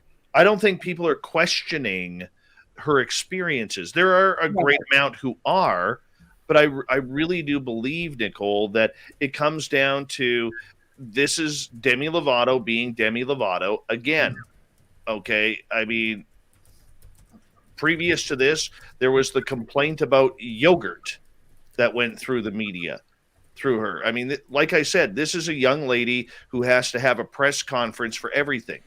And her 114 million subscribers and followers on social media eat it right up. They eat it right up. And I don't know if that is a positive effect on the UFO community. Yeah. And when you're new to this community, to all of a sudden be, making it political, if we could say that, on this term, all right, I don't know if that's healthy. I don't know if that helps the community or helps at anything. Look, they can be whoever they want to be. Don't care. My daughter is in that community. All right. I am very proud of my daughter. I don't question her ethics. I don't question her anything. I do relish her courage. Okay. And I think the world of my daughter about that.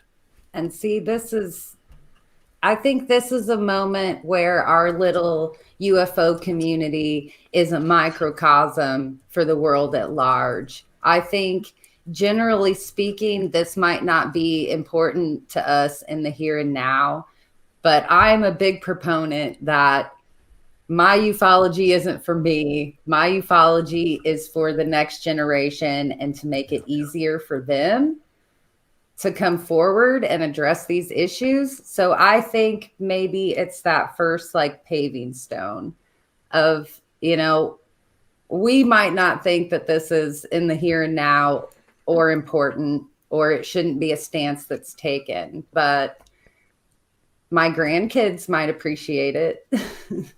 So can't count that out. John.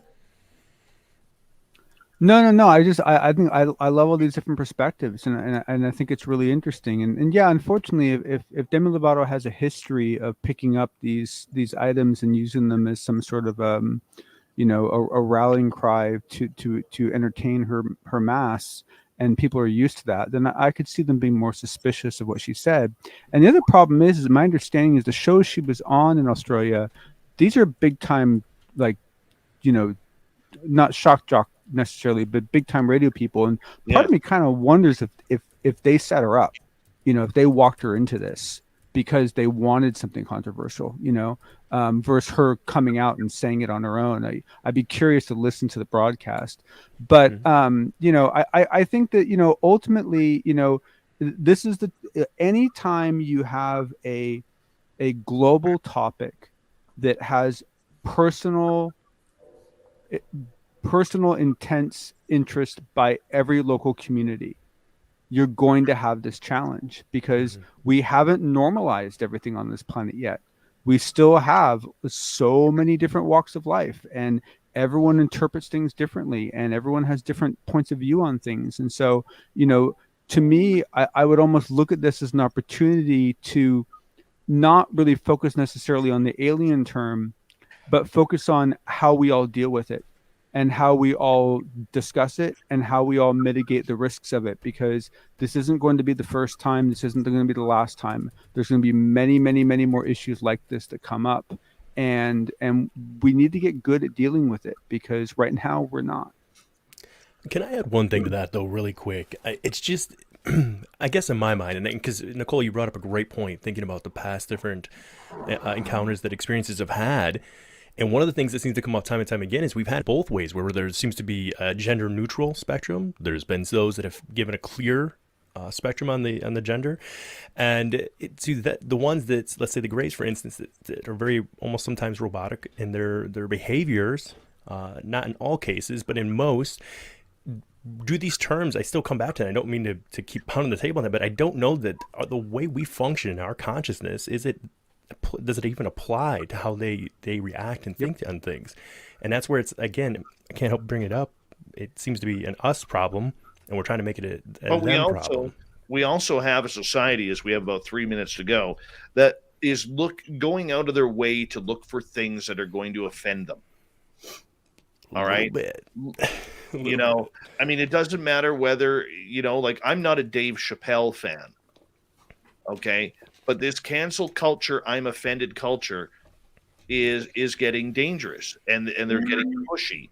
And I, you know, it doesn't matter whether it's Dave Chappelle or Demi Lovato about the aliens, or whether or not we should call them aliens or Nordics or Greys, or maybe we just need to call them by alphabet letters. I don't know.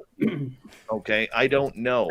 But when you look on social media on an everyday basis, we see people searching for ways to be offended. I had it happen in my own chat room last night, where you know I have a zero tolerance for politics talk in the chat room. Sometimes, as I've stated before, politics is going to come up in our topics of discussion because of it. And this person tried to give that offended aha, caught you moment, right? Well, that's not the way it works. We want to snap to be offended instead of taking our brains and thinking about the entire picture rather than just that singular moment. Nicole, you're wanting to talk. Well, let's look at it this way for a second. Instead, I mean, in my UFO world and my real world, I hear this all the time. Like you just said, it's like we're looking for excuses to be offended.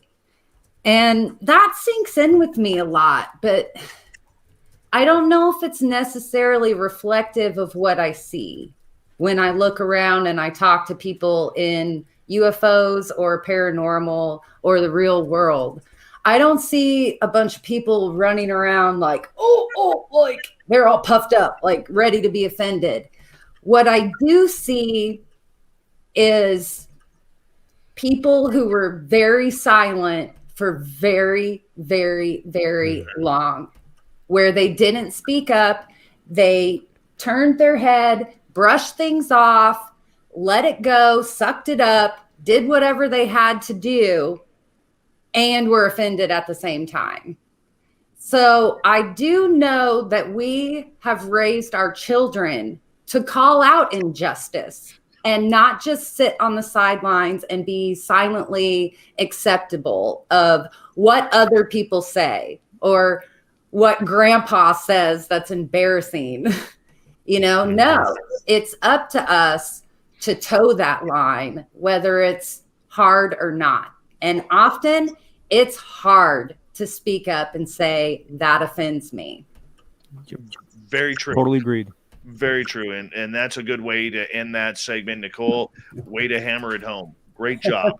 Great job on that. Our panel tonight, we have Nicole Sakach, author, researcher. We have from the UFO Report on Spaced Out Radio, the fedora-wearing John Hudson, who will in December be hosting the After Hours party with Big Willy Townsend, who is also here, and my younger brother, Dave Scott Jr., from the Paranormal Chop Shop. When we come back, crash retrievals. Are they out there? Have the aliens crashed their craft on Earth?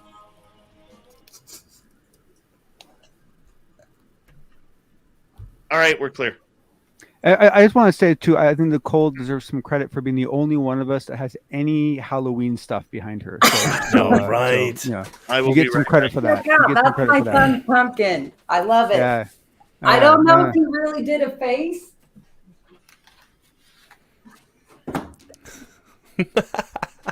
Oh, nice. Nice. There's like a floating triangle, a circle. And that's a big pumpkin. That is a big pumpkin. That's a big pumpkin. Hey, my John, daughter was. What you said about the aliens and illegal aliens, I've never thought of it like that, bro. And I've actually said out of my own mouth, like if somebody says, "Oh, the guy looks like an alien," I would, because I'm in Fresno. I'm in Fresno. I'm right here. Yeah, So I would say, "You mean an alien or a legal alien?" That's what I would have. Yeah. I would have referred to it like that. Yeah, and that's horrible. You shouldn't say that. I never thought of it though. I'm glad you brought that up. You're either a resident alien or an illegal alien. That's big.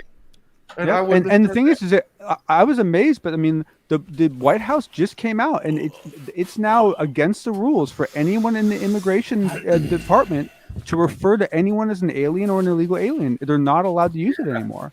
And like, you know, why would they do that? You know, it's dehumanizing. That's why that's it in a nutshell. Anytime you put that kind of label on a human being, it's dehumanizing. Whether it's the illegal alien or resident alien, we're humans. I used to have a problem with it, especially when it was the guys coming from Mexico, because they would say, "Oh, that's an illegal alien," and I would tell them, "Yeah, try to pick one town in California that's not Spanish named." Yeah, illegal alien. They were residents first. Yeah, not changed. Not to mention how much they've added to our culture, and not to mention the food. Oh my God, the food is amazing. I know. Can't you wait for like the space people food? Like, seriously, I'm waiting for I want the music and I want the food. Those are two things I'm really looking forward to. I really am. Really am. But guys, I've heard a lot of things here tonight.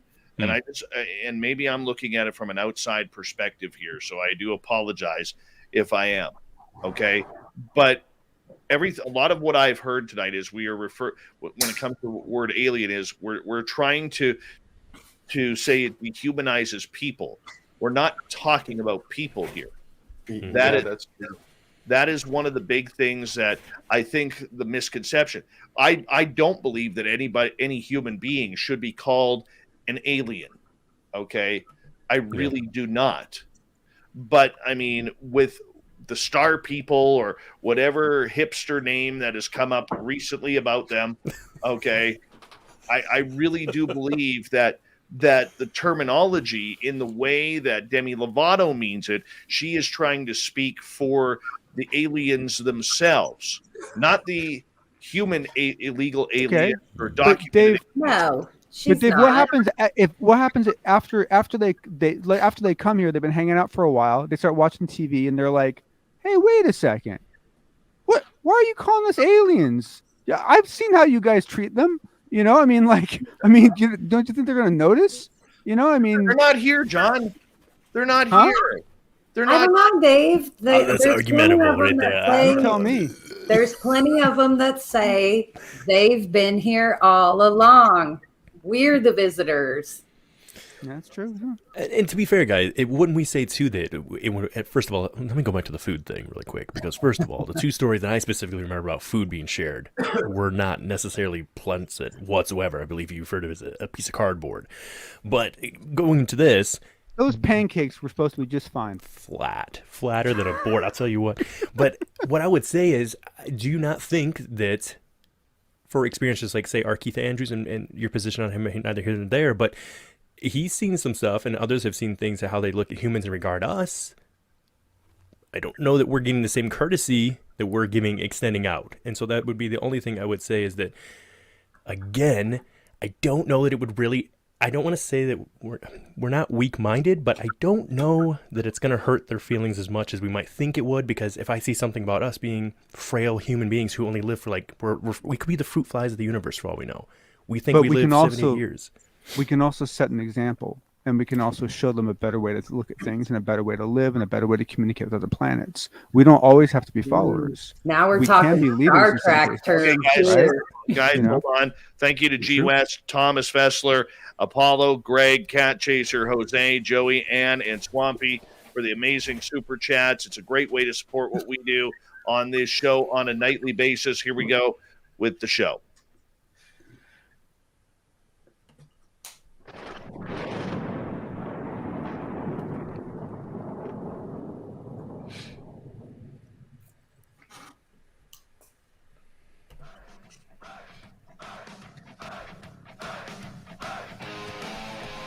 We pass the halfway point of Spaced Out Radio tonight. My name is Dave Scott. Thank you so much for taking the time to join us.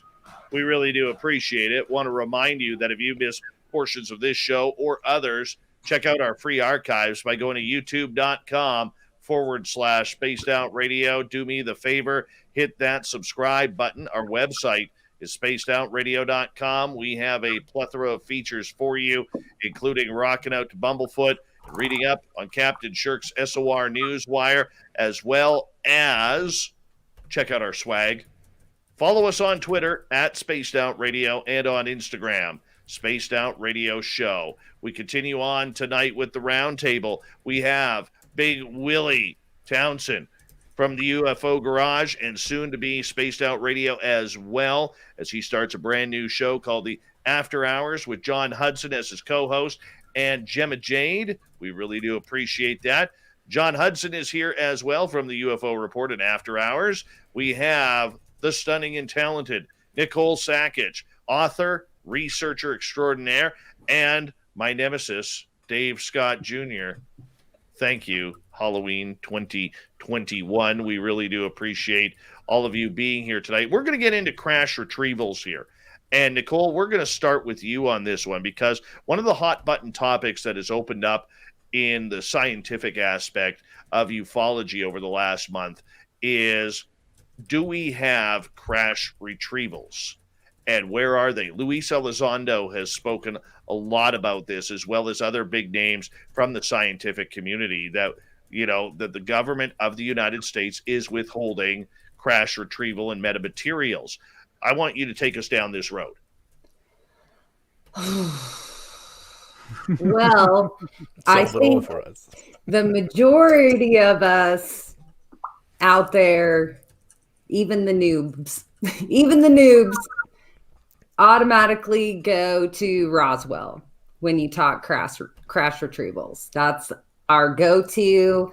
I think through all the decades of drama and hard work by awesome researchers like Stanton Friedman and Kevin Randall and Don Schmidt, like, we've really hammered Roswell home. So I don't want to say open and closed, but we don't really need to touch on that more. There are other crash retrieval cases that are spinning out there that people like to talk about, Cape Girardeau being one of them, Aztec, Aurora, all great cases to look into.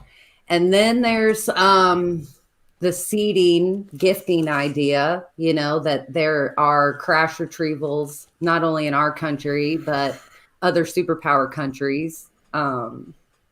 And then there's the case like Trinity, which is a buzz case right now, you know, where there were ejected projectiles, which we hear about often, which is arguable and testable, and we like to throw it around. And then we get into the murky area of like the Wilson documents, where Eric Davis has supposedly spoken with those deep in the bowels of government who are need to know or are not need to know and can't find out more. They've briefed Congress or members of Congress. And then there's the stories that spin out from there. Like, yes, we do have crash retrievable materials. We can't really get it to work. We don't know what it is. We've tested this, haven't gotten anywhere. We've shelved it for decades. We've brought it back out. This is where the Bob Lazar scenario kind of enters in. Like, did he see 9 fully intact craft? Were they recovered archaeologically? Did they actually crash? Have we captured them? There's rumors that we have taken them down, you know, for our own exploitation purposes. So this is the full grab bag of what do we have here? Do we have tech? Has it been manipulated? Has it been so black budget that it's actually operational and out there in the world? Is it something that can save humanity, like free energy, or a completely different power source? We got to get there. John, some summation. Okay, so first let me just say, really wish people would stop saying free energy.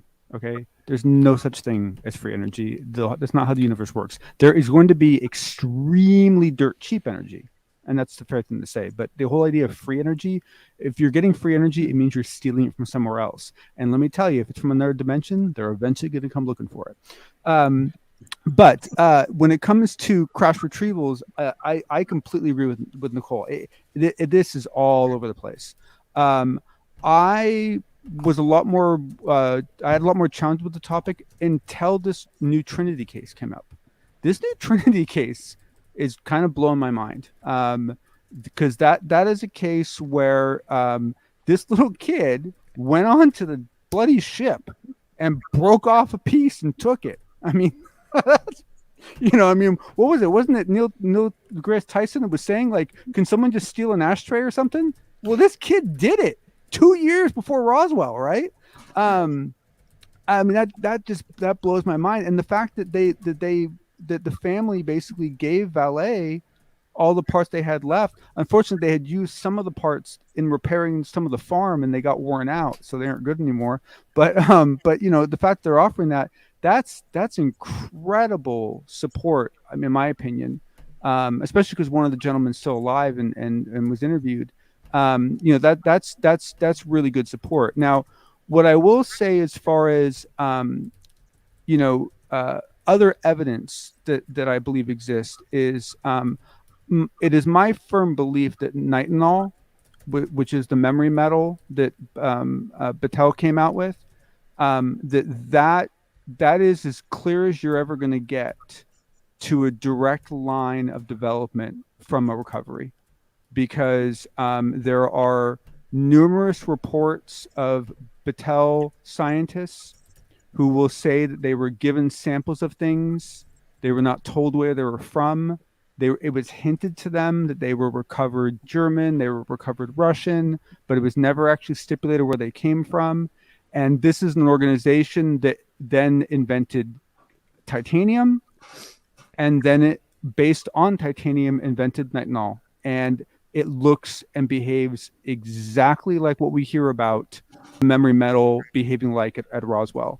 And so is it a slam dunk case? No, but it is a damn good one. And quite honestly, it might be the best one we ever get, because that's a pretty direct line as you get it.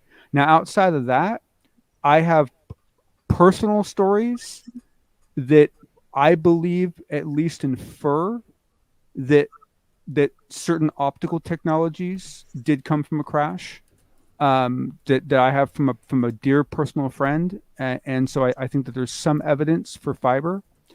And then I have another one that I unfortunately can't talk about right now, because I've agreed to give the story to another individual.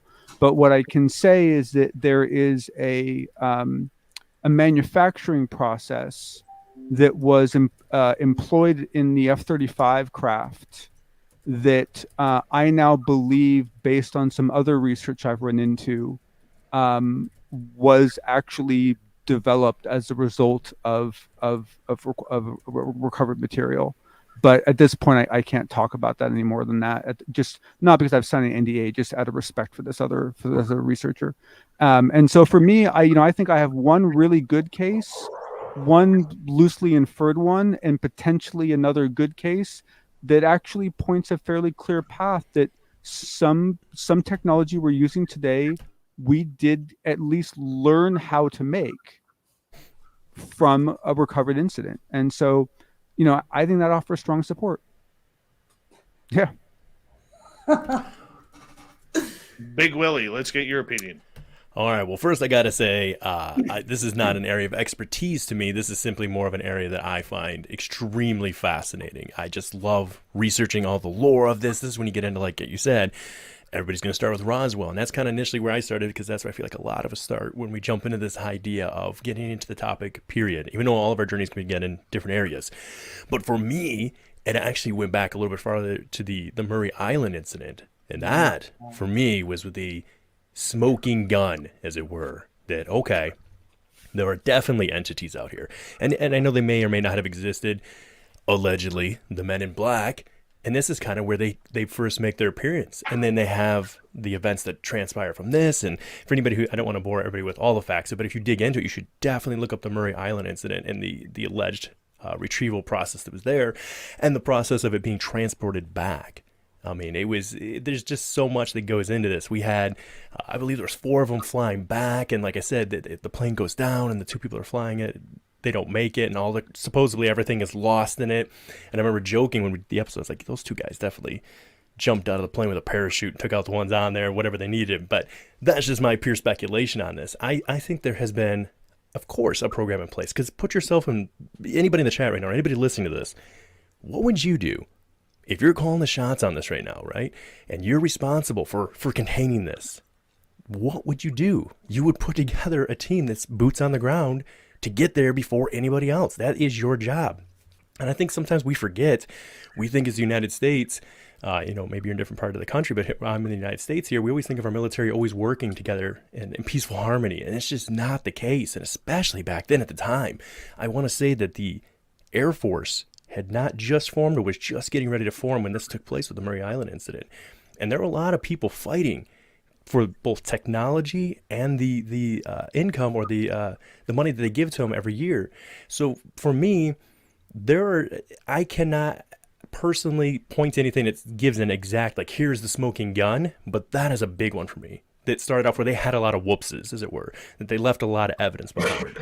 And if you want to throw up, I don't want to do this too much, but if we throw up the Bob Lazar story, where perhaps these things have been excavated over time, this isn't even something that's crashed here. Maybe it was already here. I always found it fascinating when he said those 13, I think was crafts that were, he believed to be excavated. 9 or 13, whatever it was. 9 of them, thank you. That has always fascinated me. And then you have the direct personal stories. Again, people get a little fired about the Bledsoe family, but if you're taking them at their word, they have flat out said this. Ryan Bledsoe himself, Chris Bledsoe Jr., have talked about the different metamaterials that have been brought to them to touch. And, if I take Ryan at his word, I mean, he said the reaction that he got from touching this and it going up his forearm, again, these are, we weren't there. We're relying on them to give us accurate information and speak the truth. But knowing who and what they are, to me, I'm kind of sold on it. I don't even think it's really a question in my mind at this point. All right, let's get to Dave Jr. What do you think's happening there, Chop Shop?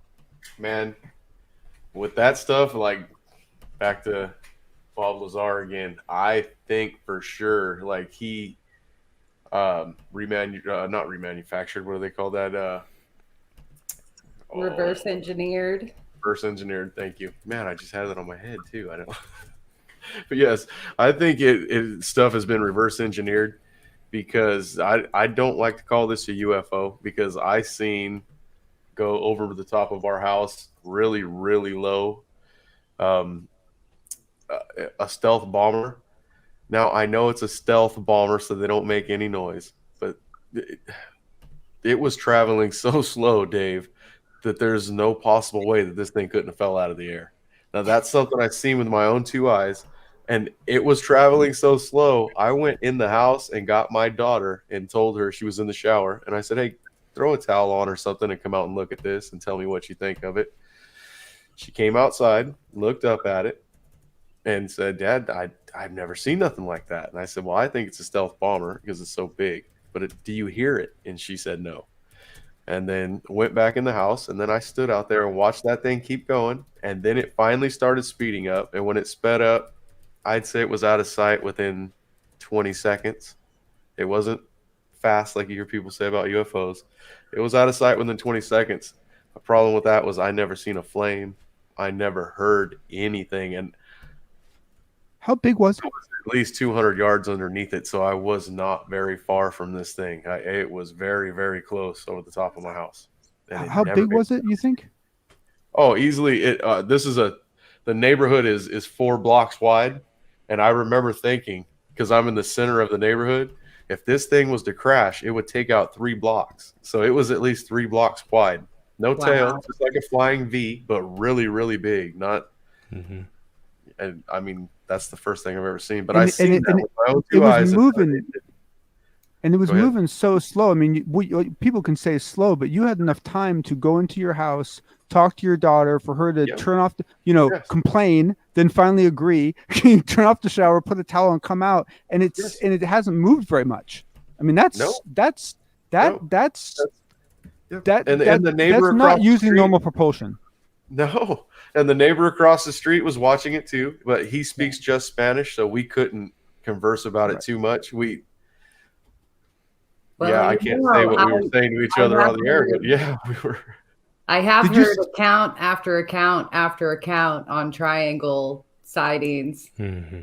And that is a big indicator or similarity between, I would say, most of them is the very, very, very slow moving, slow.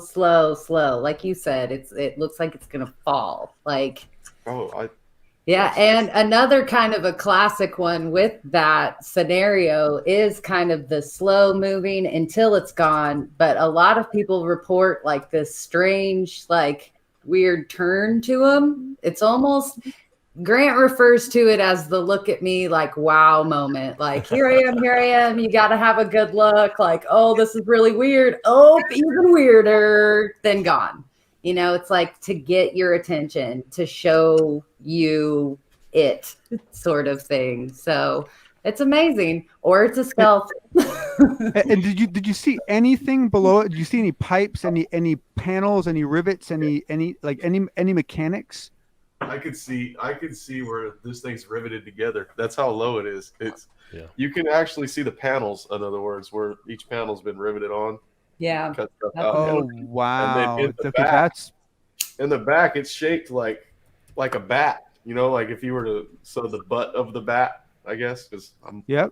Well, those three shapes right here, those were exhaust dumps. And I could see in there, I could see the square sheet metal. There was 3 dumps on each side, and just like that. And nothing. Okay. No sound or no noise. Let me tell you something. Fire. The B2 is not silent. Nope. I don't think so either. By any means. The B2 is not silent. Officially, we don't do silent planes. Officially, we don't do, like, certainly not planes that don't make any noise at all, right? I mean, dirigible type stuff, but F-22 can get damn quiet, but that's what's so confusing about your story, and this is what I find so confusing about so many stories, is that you get this one set of data from the person like you, and you're like, there's the chances that we've made that are so slim, and then you hear about this other part, the fact that you can see rivets and panels, and they're like, there's no way an alien would make it that badly, right? I mean, that's why I say it's something that humans made. Is that the manipulation, though, of like your mind, like trying to correlate like something familiar with what you're seeing? You know what I mean? Totally fair. Or is it the phenomenon giving you, what a lot of people call is like a screen image? It's like you see what it's gonna make you see according to what you need it to be, sort of scenario. So if you're done, man, I got one more quick story I can tell that might interest you guys. So I don't know if you guys are familiar with AJ Hartley. He was the guy that co-authored the books with, supposedly Tom DeLonge helped him write, but I have a lot of doubts that Tom put much into it. AJ Hartley gave an interview once where he talked about the difficulty in writing the book, because he'd written other books before about planes, but he'd never written a book about a plane that was essentially zero gravity. And he had no idea what it would feel like how it would perform, like what would the pilot experience. And what he claimed in this one interview is that through TTSA, he was given contact with an individual that he was allowed to talk to on the phone. This person was not allowed to tell him anything about the plane. He was only allowed to talk about what it felt like to fly it. That's the only thing he was allowed to talk to AJ Hartley about. He was only allowed to talk about what it felt to fly the plane. And AJ Hartley based all the impressions in those books on what it felt like to fly the converted UFO in the book based on what he learned from this pilot. And that to me is a very interesting story, because why did Christopher Mellon or someone else have the ability to get this guy a phone call with someone who's flown in a zero gravity craft before? Because it will feel drastically different. And I'll tell you, the description in the book, it's intense and it's detailed and it sounds very realistic. I think too the work that I believe it's Jim Goodall, obviously, and Yes. if I say the wrong name here, I feel like I'm gonna say the wrong name, but it's Michael Stratt. Michael Stratt's the one that's Michael also done Stratt. a massive amount of. I mean, they've done so much of the homework for us here, and Sonny, we've talked about this experience you brought up tonight here off the record. And I've told you, reach out to Jim Goodall, and I know you got him on Facebook. I'd run that drawing that you have by him, and the other stuff that do you have the other drawing that you kind of got afterwards? I mean, I guess you talk about that another time if you'd like, but. He had some pretty interesting experiences after seeing that. That's for sure. Yeah, and Goodall has said point blank that he's had multiple people that he trusts tell him that yes, we don't just have a triangle, we have a triangle program. That there are multiple generations of the. Now, it's not to say that every triangle out there is ours, right? But it's just to say that some of them, Jim Goodall believes are ours. And I tend to trust Jim and new and improved Dave Scott. That's one hell of a story. To add on to that a little bit, guys, Grant has done extensive work speaking with experiencers who have flown craft, and I know he has over 100 cases. And there's varying degrees. This goes down to like regular people like me, all the way through to like he's talked to fighter pilots who know what it feels like to fly our craft and who have also been initiated or shown how to fly ET craft. So it's an interesting scenario. That's when you start seeing similarities and differences, like when I keep thinking, and he hasn't come forward publicly, but he is a fighter pilot and he has dreams to where he's been trained to fly the UFO craft. And he said it's not anything like the human craft. You experience G-force and all that kind of stuff. You have things to maneuver. When you're flying the UFO, it's the consciously connected to the craft. Like you may feel like you're in place or in sync with it. Sometimes experiencers describe putting their hands on certain panels. Others describe no, it's all thought. Like you just enter in, you become one with the craft, you go. All right. We're through 2 hours. We have another hour to go of the SOR Round Table here with a fantastic panel tonight. John Hudson, Nicole Sakach, Big Willy Townsend, and our big man, Dave Scott Jr. hanging on out tonight on the mighty SOR. And when we come back, let's turn it to the paranormal for a minute. Should teams be locking down locations in order to secure their ghostly adventures? When we come back.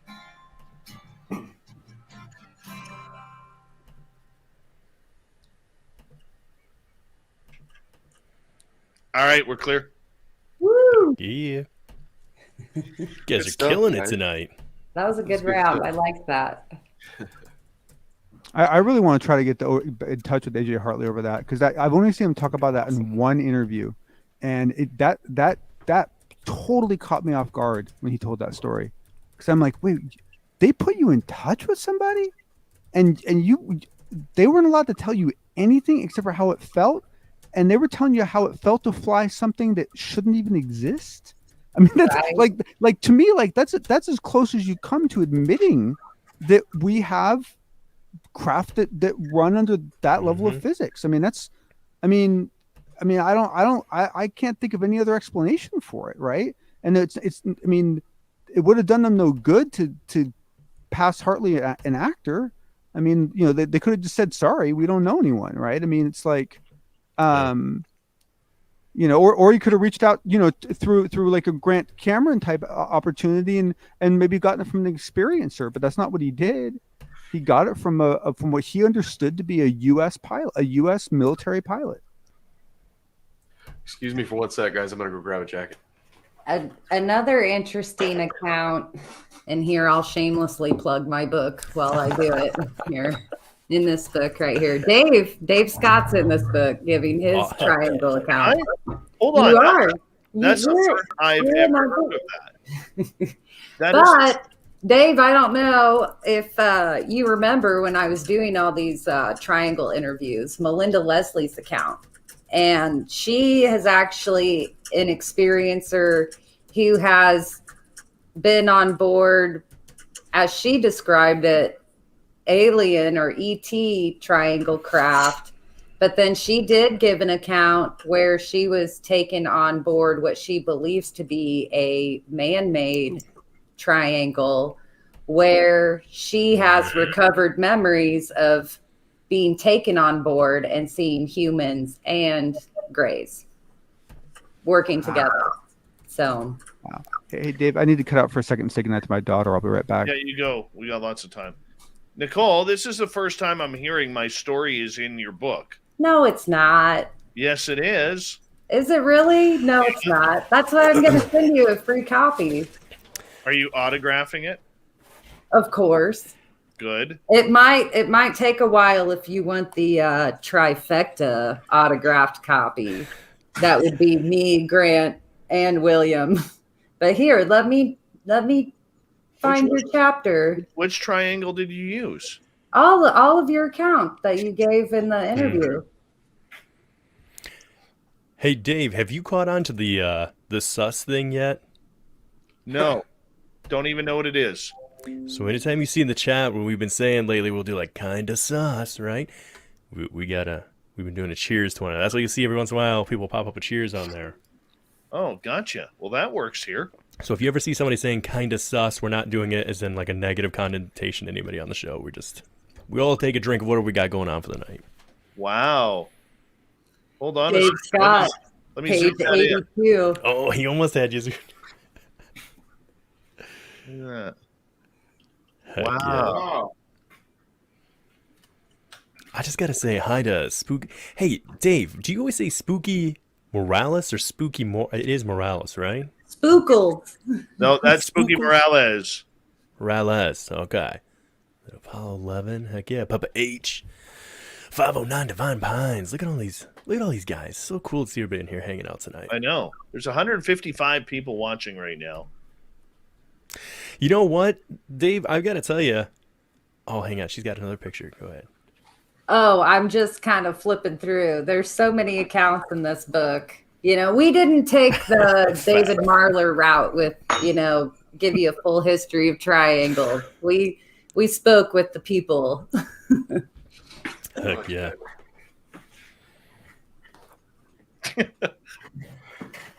Dave, how do you keep this? How's your week doing?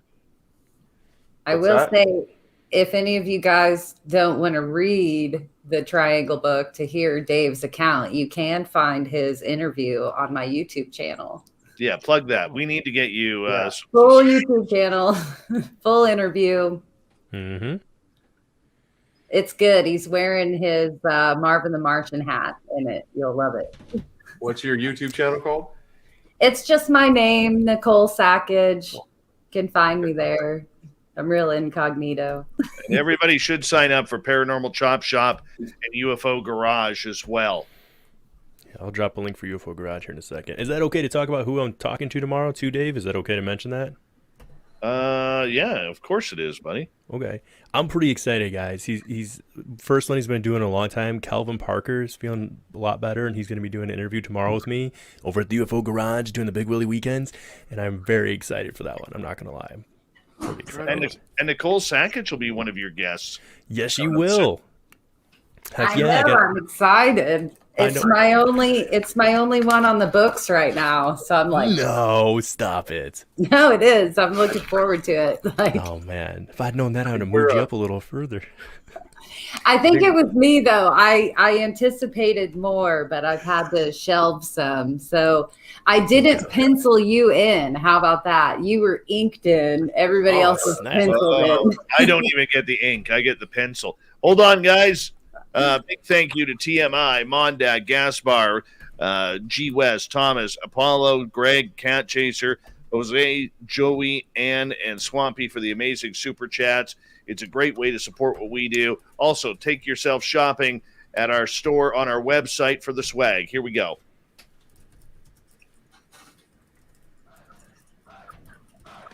Would you like to connect with us?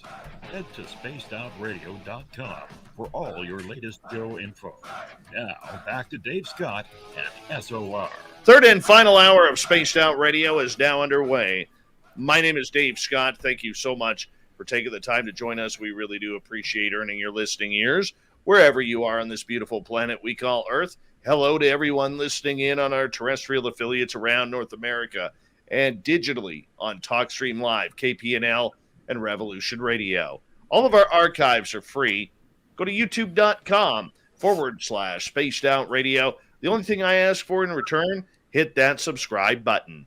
The Desert Clam has set the password for tonight in the SOR Space Travelers Club. What do you got for us, Clam? Apocalypse Synopsis. There we go. Apocalypse, as I shouldn't have said it twice, as the Clam sets the password each and every night, right here on Spaced Out Radio. Our website, spacedoutradio.com. We have a plethora of features for you. You can rock out to Bumblefoot, check out our swag, read up on Shirky Poo's Newswire, follow us on Twitter at Spaced Out Radio, and on Instagram, Spaced Out Radio Show. We continue on tonight with the Roundtable. Our guest tonight, Big Willy Townsend from UFO Garage and Spaced Out Radio's new show, coming on the weekends after Lynn Wallington, the second week of December. His co-host is John Hudson from the UAP Report here on Spaced Out Radio. Nicole Sakach, researcher, author, who just told me that I'm in her latest book, and I appreciate that. You know, it's been out for 4 or 5 weeks, and I just find out that I'm actually in the book. And, of course, Dave Scott Jr. from the Paranormal Chop Shop, loving Halloween as we speak. We're going to get into some paranormal here, change gears a little bit. All right? Because it came out on The Angry Ghost Hunter and the ghost show we do, Ghost of the Great White North with Merle, about these paranormal teams around North America and the world where investigating just isn't enough anymore. They're wanting to lock down locations, putting museums, restaurants, buildings, other areas of haunted phenomena. They're locking down these areas with these pseudo contracts, if we could call them that, stating that no other paranormal teams are allowed to investigate in this building, this place, this house, whatever it may be. Now, I have a real dislike for the paranormal. Not the phenomena itself, but for a lot of these paranormal teams, because the majority of them claim they're conducting scientific experimentation when you know that the majority of them haven't conducted a high school experiment since high school in science. So I don't even think they know what the term science means. But locking down locations really shows, in my opinion, a sense of greed, a sense of ownership, and a sense of a real lack of understanding on how science and the paranormal can come together. John, I want to start with you on this one because you have that kind of a background in the scientific fields. Is this healthy for a community to grow when teams are more worried about locking down locations so other teams get screwed by not being able to investigate there? Or is this really about science? Turn your mic on, John. You're muted. Sorry about that. I finally did it to myself. I see it happen to everyone else. So my position actually changed on this after I put some thought into it, because I started thinking about the different perspectives, and I realized that the conclusion I've personally come to is that I think if the investigative team is asking for it for a limited period of time and a relatively short period of time, because of the nature of the experiment they're doing, and because they don't want it to be tainted, or because they want to do something that's an ongoing experiment, I can completely see them asking for 2 weeks, 3 weeks. I mean, to me that would be reasonable.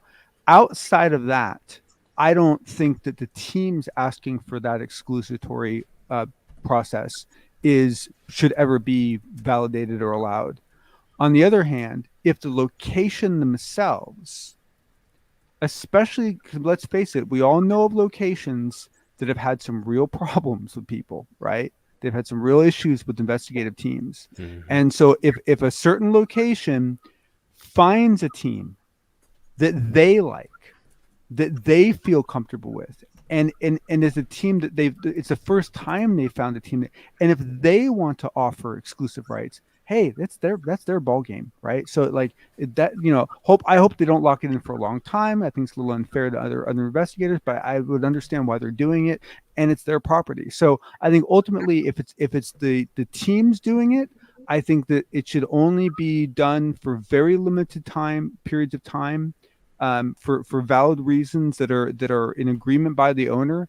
But I think when it's the owner themselves that's doing it, you know what? It's their property, and I understand their fear of different teams. And I could see getting into a position where you find a team that you really like and you really trust and you really get along with, and you're like, you guys are it. I don't want to deal with anyone else. And I could see that, and that's their right.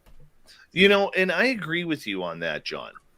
Okay, that if a team wants to have a location and their camera is set up for, say, 2-3 weeks just to see what evidence they're getting, I think that's healthy. I think that's smart. I really do.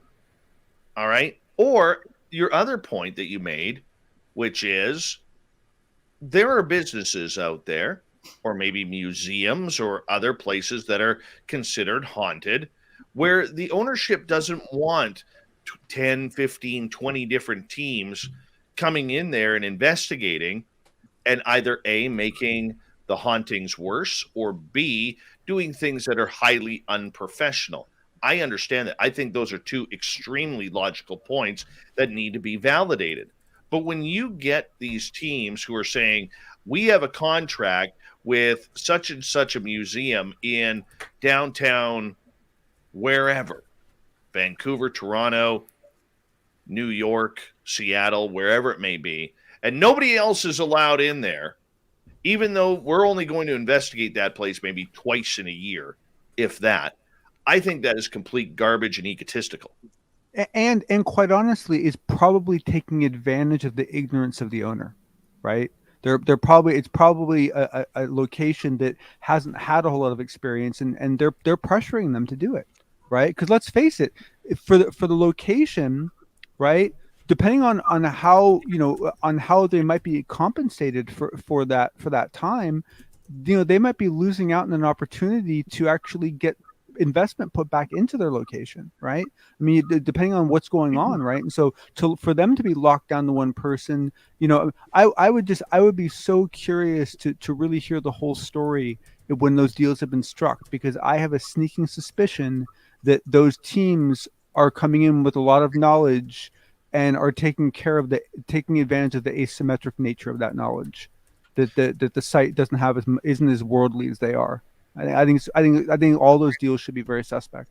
I think you're absolutely right, because Big Willy will bring you in here on this one, because there are a lot of teams out there who do know and fully understand that the majority of the public has no idea how the paranormal works.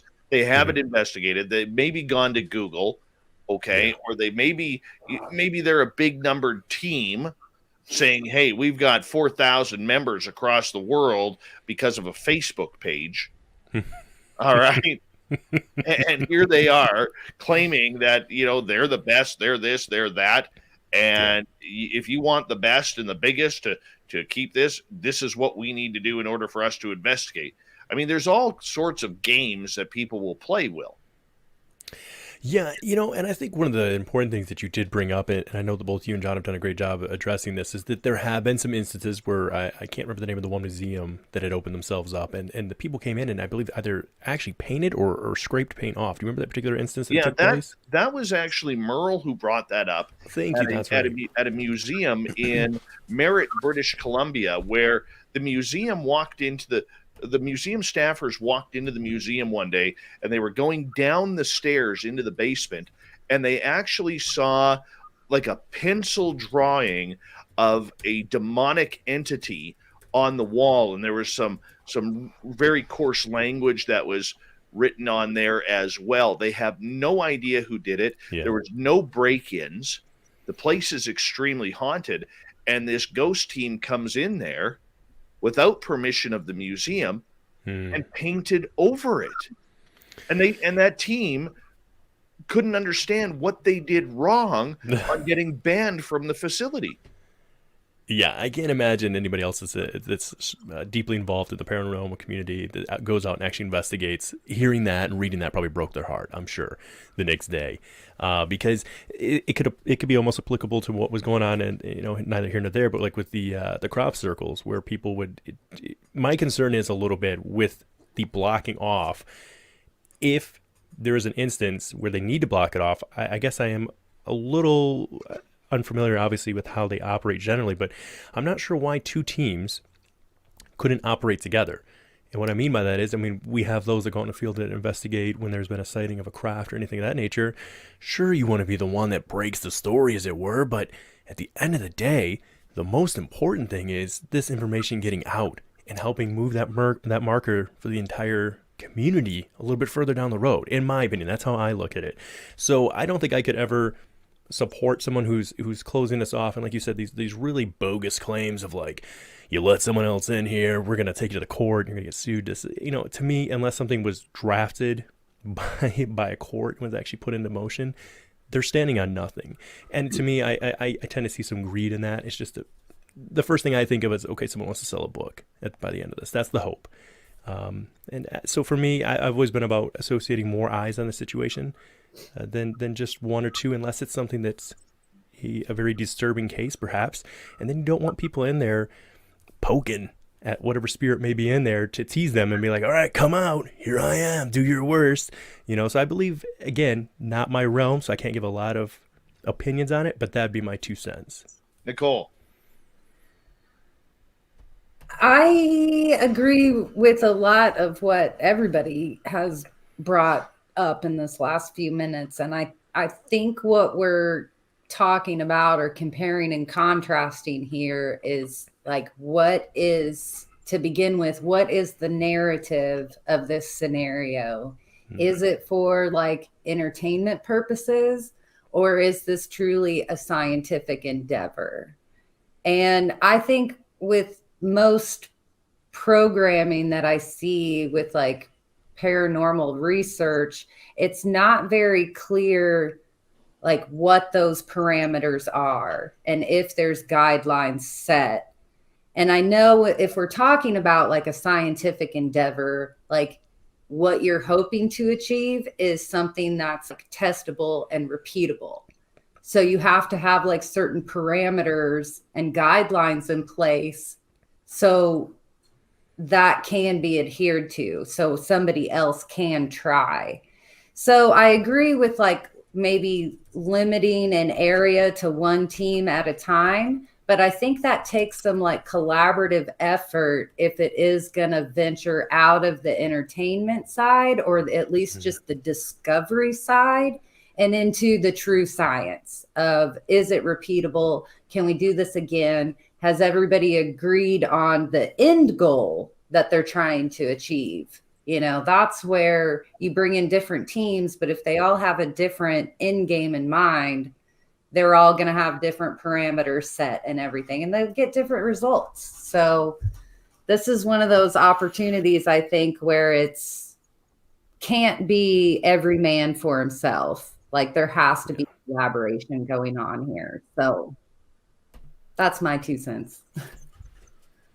Well, I mean, much like the UFO community, though, Nicole, there's a lot of singularity and cliques and Right.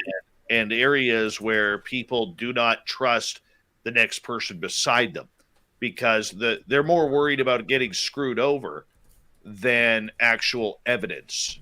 All right. And let's face it, 99% of the paranormal teams out there have no clue what to do with their evidence or what they're doing with it.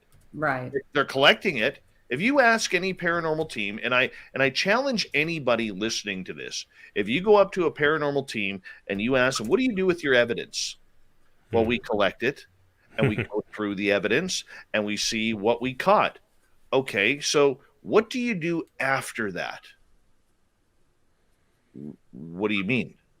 Well, we store it and we hold on to it. Well, what are you saving it for? What do you mean? They can't answer that question. And those, Dave Scott Jr., are some of the most important questions that need to be asked. Because here's the thing. If Junior has a paranormal team and Willie and Nicole and John each have a paranormal team and we're all investigating at different times the same location, if I get a dark shadow walking against the wall, I want to know if all of you at that same time and night got a shadow walking against the wall. Right. Welcome to science. Right. And it might not be at the same time, but hey, maybe the shadow person I saw was wearing a black fedora looking like John Hudson, or maybe yours was not wearing a hat. Okay. But looked like it was dragging a chain or something along those lines. So now we have two, unless the shadow person got changed and then a costume change. We don't know. But we can't change and find anything scientific if we're not sharing evidence, if we're not working together, if we're not in competition, or if we're in too much competition. You know? Let's go with you, Dave Jr.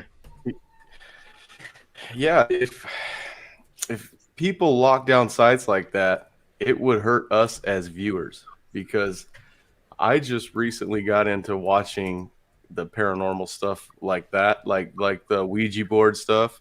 And I met a lady named Kara Davis with Third Eye Adventures, and she took us to this most beautiful castle that I've ever seen in my life. I didn't even realize there was still castles around like that. It looked like something out of a movie. They got to go there. They got to do their thing. They got to do their readings. And as far as they're so respectful of their surroundings, they would never hurt or harm or tag anything, you know, where they're at. But I would have never got to see that if that would have been locked down by, you know, Big Willy's team, and I'm not a subscriber to him, you know, and I wouldn't have got to see that. And that to me is like, it's about the information, guys. It's not about the wait for my team and hey, look at me. Hey, look at me. You know, just give us the info. And if you can't do it right now, then let John's team do it, Willie. You know, I'll watch yours when you do it. I promise. But if John can do it sooner, I want to see it now. Don't lock it down. Don't try to keep something from somebody else so you can have that look at me moment. You know, look at me. I did it, guys.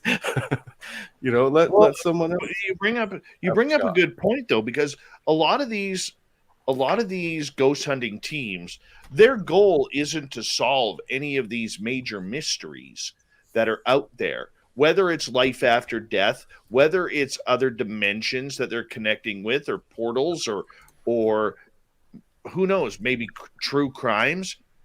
They're not trying to do that.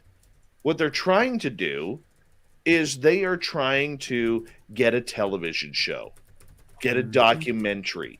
And so many times I have talked to paranormal teams, you know, like if you go back 5 years ago in the history of this show, you go back in our archives, every paranormal team we talked to, or almost everyone it seemed like, had a television pilot that they were doing.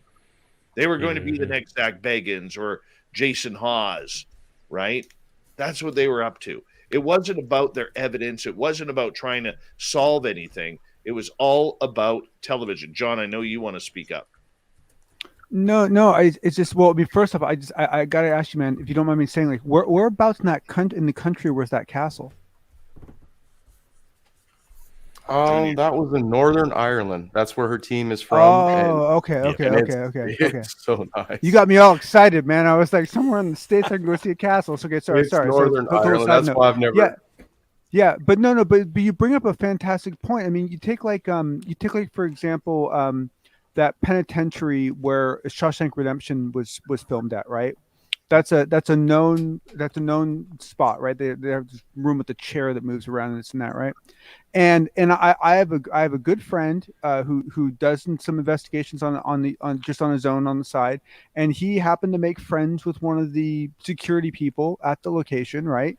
And so, this got him access to that place for a night, right? And I know there's other people who have gotten access into it, and that's a really interesting place. And the thing is that, I don't know what it's like up where you are, but I'm down in the Bay Area, and I don't really know of a whole lot of places that have any kind of activity at all. And if there is a place that's got activity, that might be one of the only places around that you can get any kind of exposure to any kind of real stuff. And the idea of that being locked down by someone, that's a tragedy. I mean, that's just wrong. I mean, it's just like, I mean, can you imagine being like, especially if you were new at this and like you finally find out there's this amazing location, within 300 miles, and you drive out there and some dweeb team that hasn't been there in 6 months has it locked down. Oh man, it'd be so frustrating. And again, that's where it comes back to: are we stroking personal ego at this point, or are we trying to move that marker further down the line for the future generations? Yep. Well, and the thing is that what new and improved Dave Scott said a minute ago was really important, because the thing is that when he said, hey, if this team can't go, I'd rather someone else go, right? I'd rather someone else go, right? What that shows, what that mentality shows, is an understanding that each team is going to do an investigation of the same quality, right? And that you can trust another team to go in there. And what this does is the problem with this is we don't have a lack of standards that allow that to happen, right? And so you do have people getting this ego build up where they're like, well, we're the best investigators and we're the only ones who can find it, which is a load of crap, right? And so, I mean, okay, yeah, one team might get lucky and you might have one team that's got a couple bright people on it, but let's face it, there's procedures that everyone does and there is a commonality there. And so what you talked about should be the norm. It shouldn't matter to people who investigates which spot. It should be who can get there, who has the time, who has the resources, and are they going to share the data? And that's what matters. What about the flip side of this? Now, Dave, I don't know if this is okay to kind of bring it even back to the original 35 seconds. Oh, so, all right. So, I mean, in a nutshell, is this really an issue, or is this something that's being planted within the community to take away from the important part of it? I've heard it's an issue. It's a big issue in the paranormal community. Big issue. And that's the problem. I'm going to get you guys to hold on right there, because we are going to go to our final commercial break here on Spaced Out Radio tonight on the Roundtable, which happens near the end of each month. John Hudson, Nicole Sakach, Big Willy, and Dave Scott Jr. are all here hanging on out. And when we come back, we're going to get into remote viewing. This is a topic that's come up recently from Lou Elizondo. The CIA as well announcing that they may have had a remote viewing program. What is it? How does it work? We'll tell you all when we come back on Spaced Out Radio.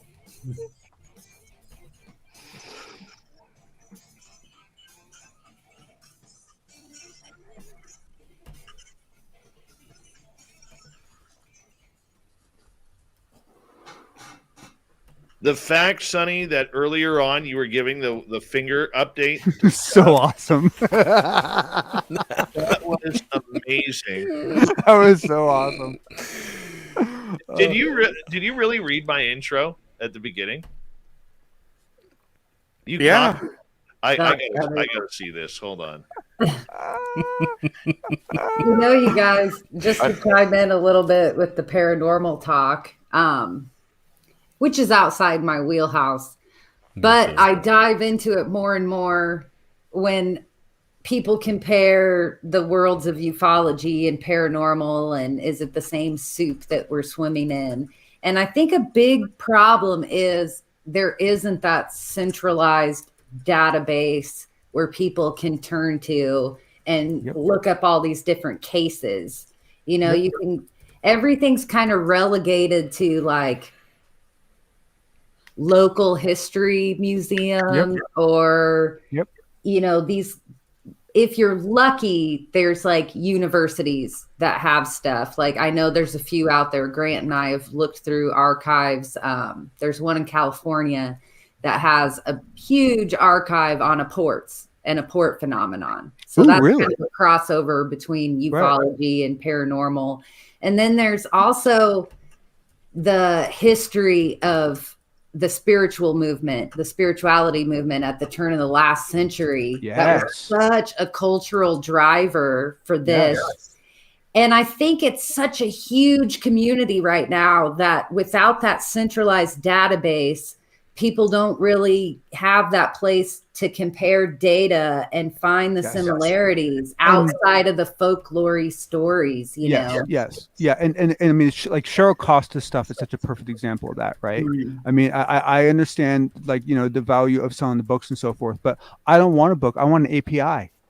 I want something that I can write code to, that I can just, I can put a little search engine into it, and I can just look for stuff on my phone so I can use it when I'm, you know, like that data is valuable, right? But I tell you, like, I have a background in databases, and so I've been thinking a lot about what you said, because, you know, one of the biggest problems we have in machine learning is normalizing those data sets for ingestion, right? Like I ran into a problem where, like, even two of our own products, right? Like one field had an extra space after the comma, and the other set of data didn't.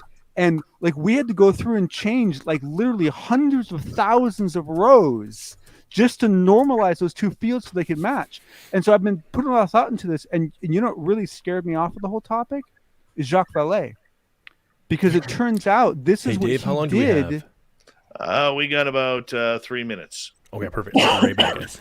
This is exactly what Jacques Vallée did for the Aesop.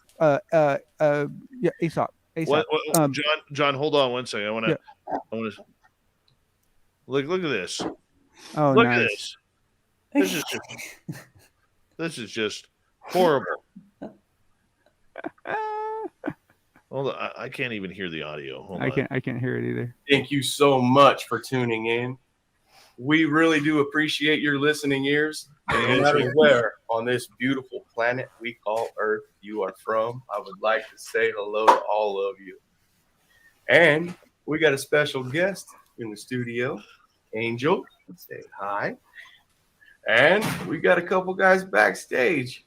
We're going to bring them in now. And then we're going to see who got first place in chat tonight after that. Here we go. Our first guy is Chad Smith. What's going on there? I'm Chad Smith. Wow. Angel Chad I bet Smith. you didn't know he's going to be on the Dave Show. Yeah, I wasn't aware of that.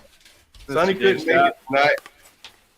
All right. That's hilarious, man. That's hilarious. We're going to watch more of that in the after show. No, there you go. But I mean, Nicole, I don't know if you heard what he did for that program, but he designed the database for OSAP, right?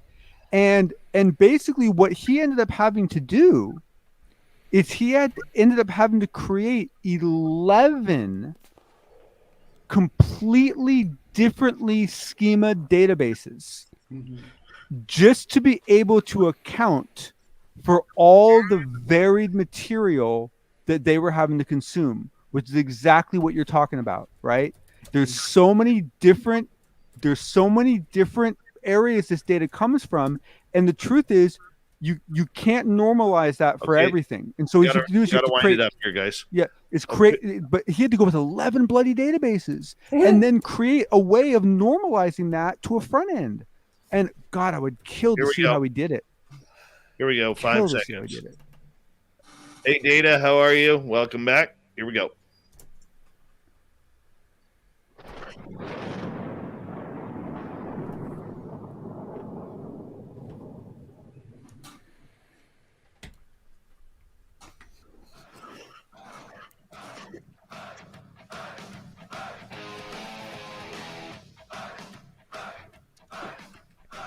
We've rounded third. We're heading for home tonight on Spaced Out Radio.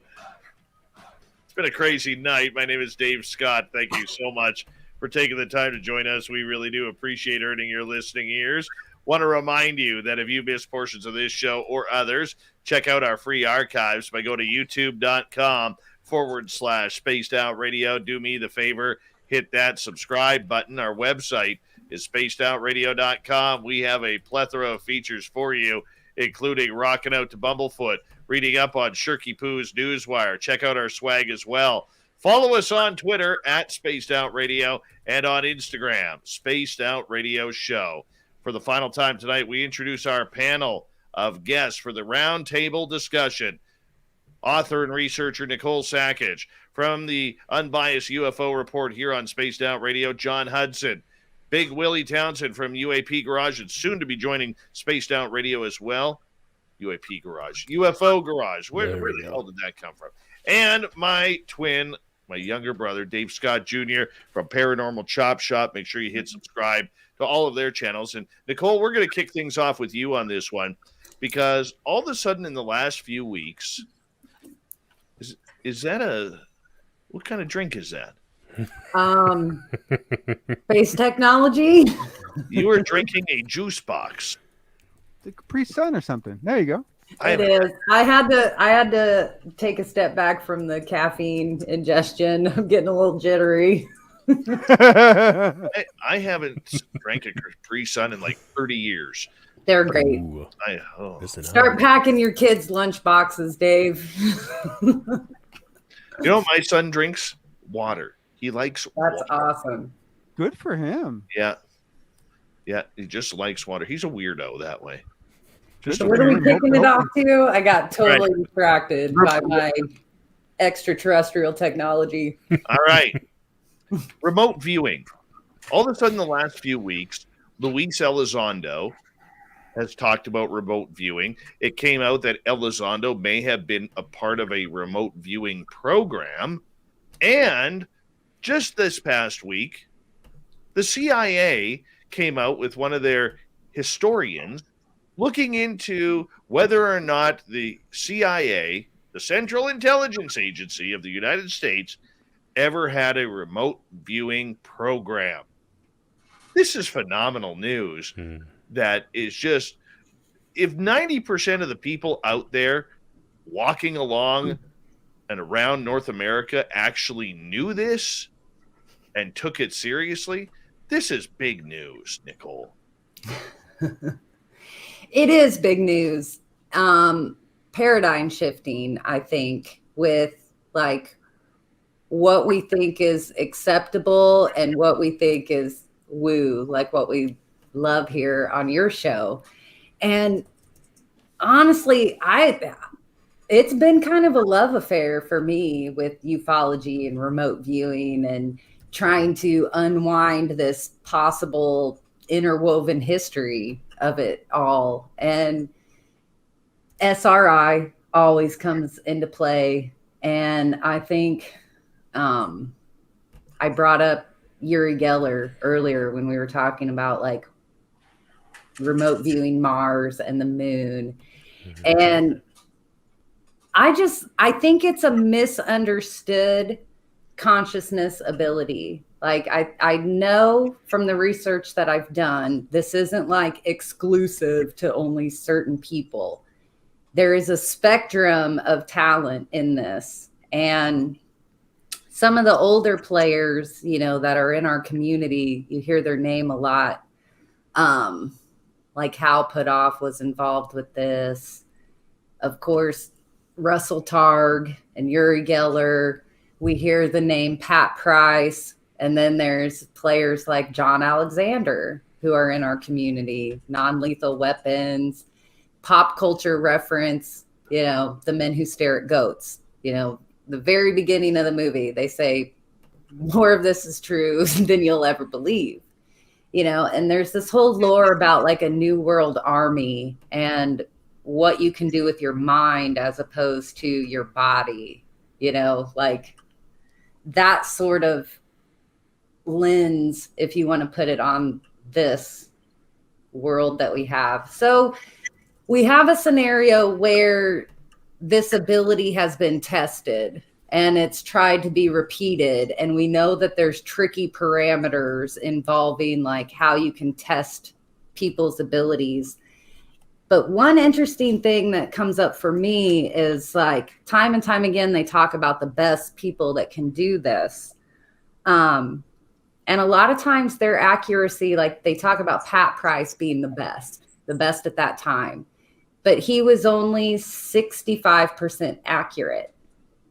So I think it's something that is a useful tool, but it can't be relied upon. And I think it's a window into this collective consciousness world that we know is somehow connected because it's all connected.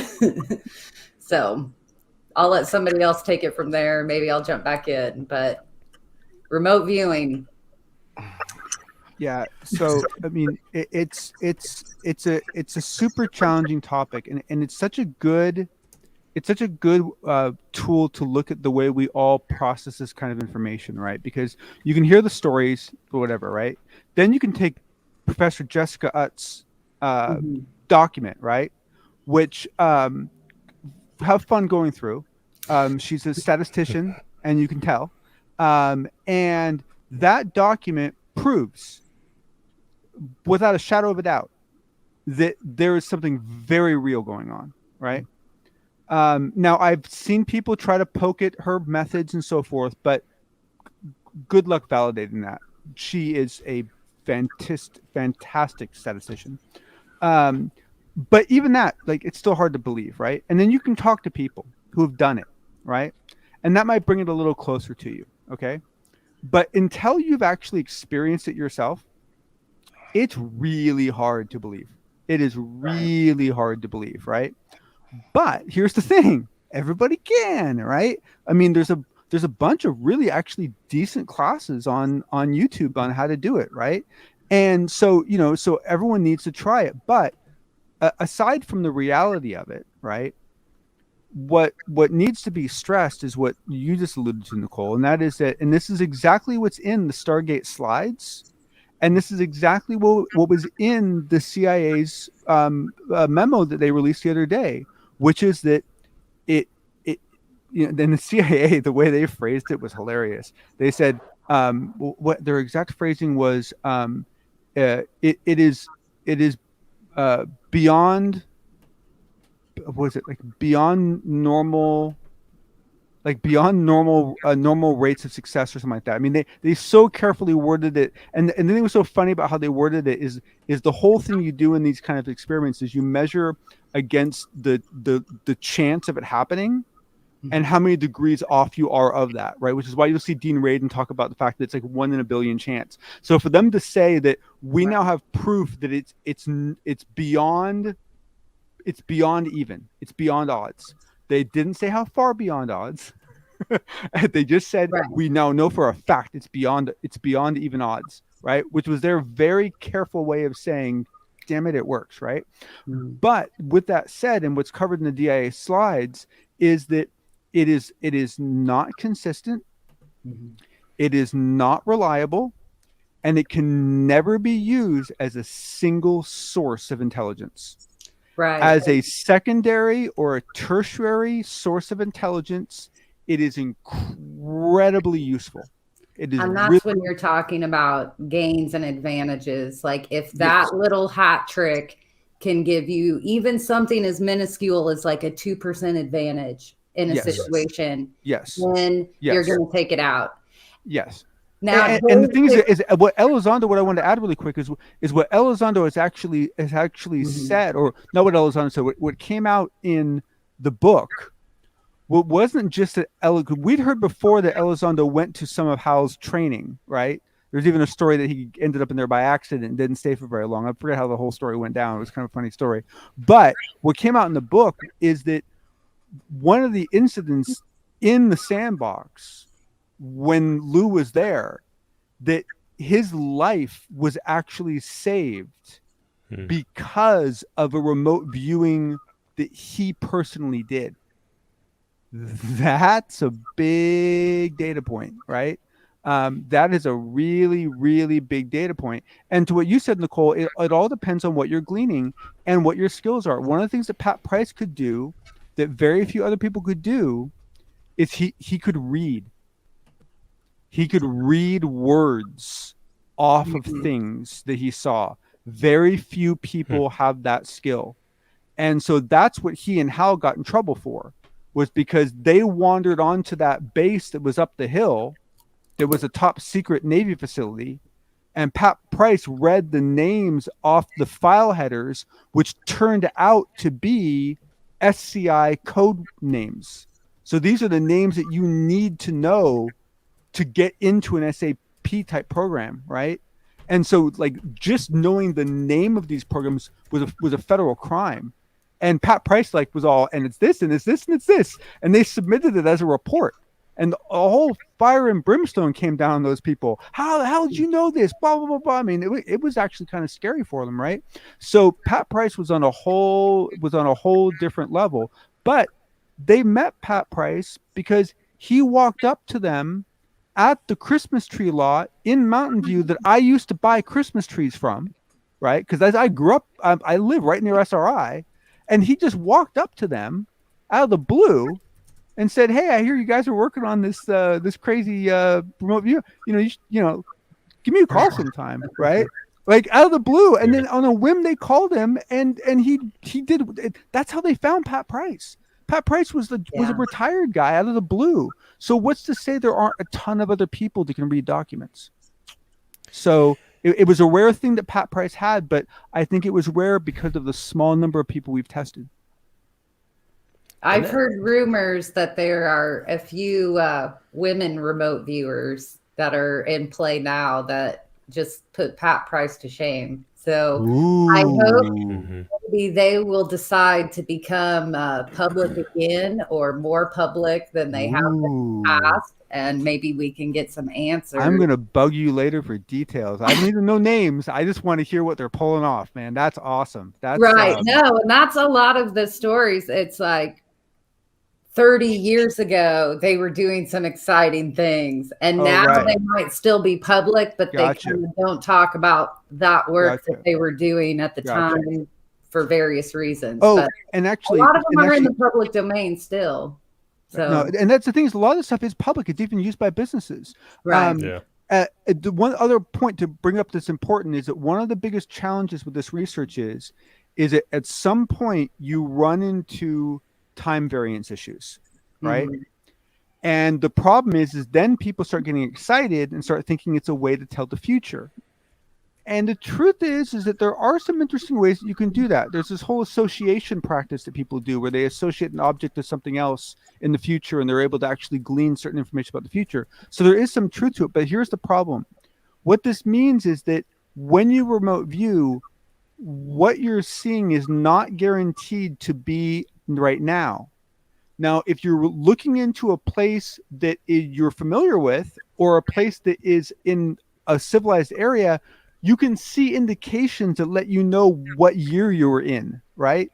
If you start remote viewing the 50s, the cars, if you get an image of a car, it's going to look different.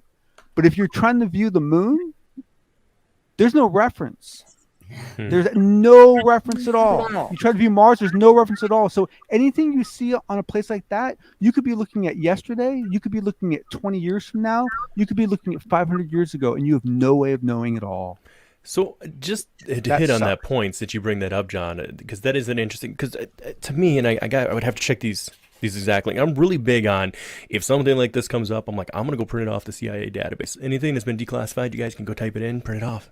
We're allowed, at least in the U.S. I don't know where you're at, but it sounds like maybe we're hitting on two different ones, wasn't it? Because we mentioned there was the Gateway experience, but then there was also Project Looking Glass, and I feel like, is that why you're hitting on the future? Project Looking Glass was okay. So personally, I feel that Project Looking Glass was something they fed that poor boy to trip him up, right? Okay. I don't believe there was, but I wouldn't be surprised if what they wrote for Project Looking Glass was based on what they were hearing about in this other program, because there was an incident in the Beirut hostage situation where essentially the remote viewers basically looked in, didn't realize they were looking at a day in the future, and they found themselves in a combat zone where people were getting shot, and they didn't realize that they were looking at the future, and it caused quite a shakeup in the thing. And the problem is that it's hard enough getting people to believe that remote viewing might be possible. You start talking about time variance, and you've just hit a whole another level of woo that makes it a lot harder for people to grasp it. And a lot of people don't understand what it is either. You're not going there. You're not walking around. You're just getting images. Just images. You know, there's a mountain, there's a stream, there's a building. Some people get really detailed images. Pat Price drew some stuff that was very, very good. But you're just getting these gestalts, these images that are, and you're trying to decode them, and then you stitch them together into a location. It's not like you're physically going there and walking around and looking at street signs. It's to be honest with you, it's not as cool as it sounds. Well, to hit on that though a little bit, because I had mentioned this at the top when we first started the show, and I've referred to this several times over the past couple of years, and I'm looking at the document right now from the CIA database, and it was from May 22nd, 1984, was declassified and released in August 8th of 2000, and when this process started, basically, it is a manuscript of the conversation that took place, or the transcript there. And it starts out with this person never knowing what they're going to be doing, getting the envelope to start. But what's interesting is the person who's kind of like giving them questions, gauging them as they're going along, they are giving them exact coordinates, and they're telling them go to this coordinates. So I find it interesting that they're giving specific coordinates. They also give a specific time in the past they wanted to look at, which was approximately 1 million years BC, and they were remote viewing Mars. So and some I know people, this gets weird with, like you mentioned, Nicole, but they get very detailed on the times and the locations. It makes it very much so seem like. But I don't know how accurate anyone's ever gotten on being able to then go to that time. Well, here though, let's segue a little bit, and I can give a shout out to a fellow lady researcher from the Midwest here. I think she's well known and kind of famous in our community, but her name is Margie Kay, and she's a researcher out of Missouri, but she's also heavy in the UFO community, but also in the paranormal community. And throughout her decades-long career, she has actually worked in conjunction with various police forces and used her remote viewing ability to solve cases. And this isn't something that is like swept under the rug. Like, she is known in the area for this. Like, she has truly used her abilities to solve crimes, and that's amazing. And they don't hide it. Everyone's pretty public. Oh wow. Yeah, no, she's in the public. I think she's even MUFON affiliated, but she does teach remote viewing classes. I mean, she's used her trade to help, and I think.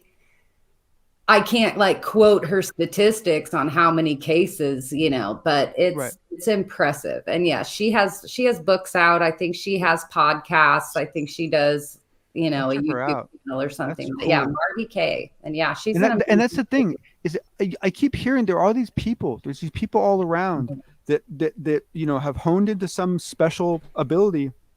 And they do it, and sometimes it's undercover, sometimes it's not. And let's face it, we only hear about the cases that are in the U.S., maybe in Canada. How many people are doing this in Botswana? How many people are doing this in Kazakhstan? How many people are doing this in Singapore that we're not even hearing about, right?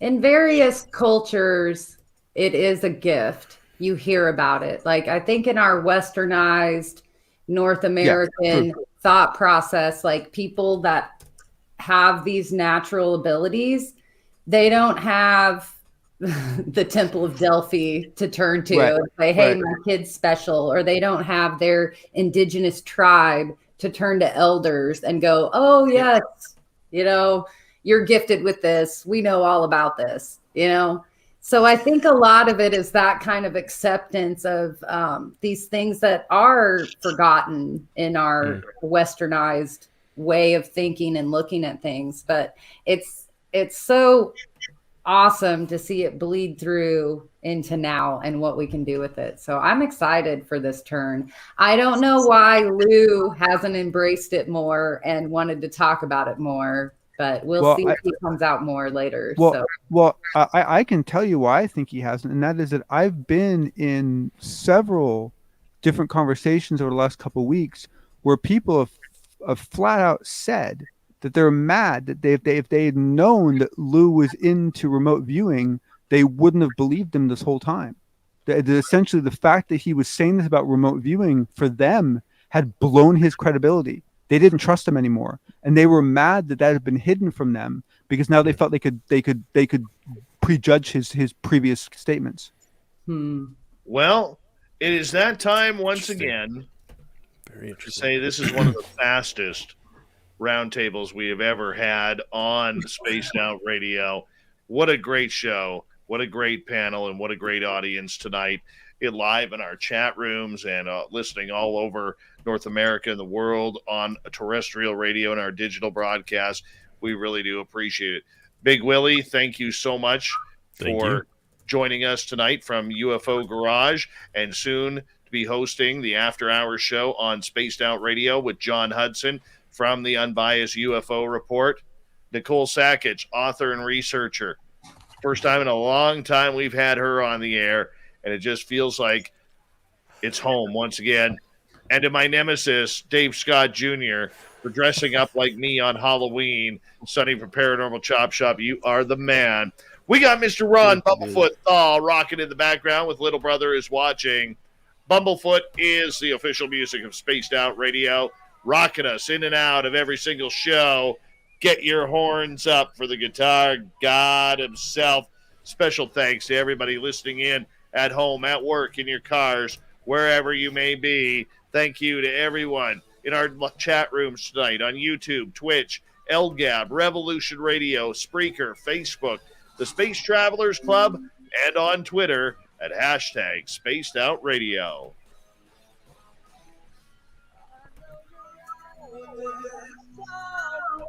Remember, this show is copyright by Spaced Out Radio and SOR Media Ventures Limited. Thank you so much for choosing to share your evening with us, because together, my friends, we own the night. Mr. Bumblefoot, we need a favor. We need you to take us home.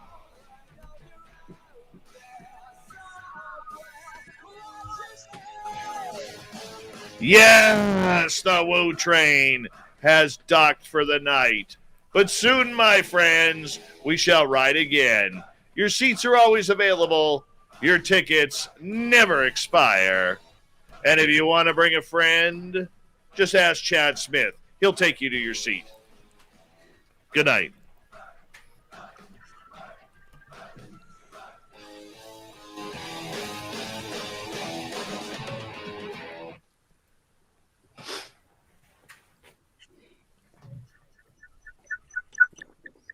Hey, people.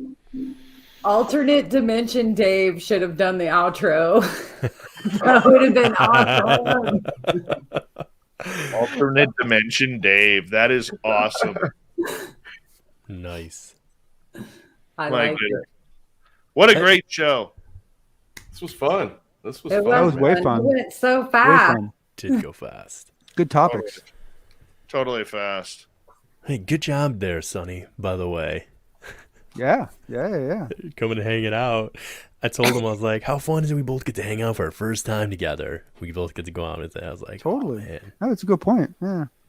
Guys are no, actually, hey, it's nice to meet all. you for the first time. It's nice meeting you too, John. And you too. Yeah. John, Oh, you guys, this was awesome. This was I fun. dropped Margie K's. Yeah. Facebook. Thank you. I just saw. Thank you much. I appreciate it. So cool. Yeah. Yeah, no, I love those people that use it for helping out. You know, like, I mean, it's amazing. You know, I think there are actually a lot of police departments in the United States that take advantage of that, and you know, some are public about it, some aren't. You know, and in some cases, it's even their own detectives that are doing it. and they're keeping it quiet. You know. Didn't Politis hit on that a little bit at one point? I mean, without really hitting on it, come out and maybe it wasn't him. Who was I hearing? They were saying a lot of people that already have a skill set that's innately built in them tend to end up in that kind of field anyways because they have that sense about things. You know, they talk about sometimes people in law enforcement having a sense. Absolutely, yep. No, sometimes you were absolutely right. You were absolutely right. And I've even seen guys interviewed where they're like, you know, yeah, okay, officially I only started doing this a couple years ago, but now looking back, I realized I was doing this through my whole career, and I just didn't have a name for it, you know. Yeah. No, totally agreed. Fap. He said, "I hope Sonny super glued that wig on there just to keep it hot." It's not coming off. Fap. Oh, Fap. It's awesome. I'm not ever taking it off. I'm staying Dave. Dude, that's just the greatest thing, man. I honestly, I have to say thank you. I had no clue, nothing. And all of a sudden, you know, I saw Willy post these pictures in the group, and I'm like, it didn't even clue into me. Didn't even clue into me what was going on. And then all of a sudden, I get a message from Chad Smith. Somebody's imposter in the chat room is saying that they are you. You better check this out. So all of a sudden I check in the chat room and then I see the video and I'm like, oh my God. I don't know. I think we're on to something here, guys. Dave, I think this could be like a weekly thing. Like, we got to check in with alternate dimension Dave, and boom, like, there you go. Like, tell us how the other side is, kind of thing. Kind of how, like, our Australian friend tells us if we're all alive in the future. Dude, this just put so many ideas in my head for our YouTube channel. Do you know what surprised me the most, though? Is Sonny, knowing what you look like as Sonny, obviously, and then seeing you tonight. It really was. I just didn't see it. I didn't see the correlation until I actually seen it when you mentioned it. You know, I was like, I don't know. But then you did it, and I was like, oh, my God. Like, that's really good, actually. Well, and what's going to be fun for me is and Sonny, no offense whatsoever, but I actually haven't had a chance to check out your show yet. So I actually don't even know what you really look like. So as far as I'm concerned, like this is what you look like. So when I see what you really look like, I'm gonna be like, hey, who's that guy? Mm-hmm. Yeah, it's good times. What's the movie with Michael Keaton and Andy McDowell? Multiplicity. Multiplicity. Oh yeah. Back in the day. The one where he's like, I like pizza, and he's like shoving it into his wallet. Like, well, hold on 1 second here, because I'm going to share this a little bit here. Hold on. See what goes on. And he even got my hands. Those things he does, he had a hangover. He didn't make it. Dave, I'm filling in for him. Okay. All right, let's bring in.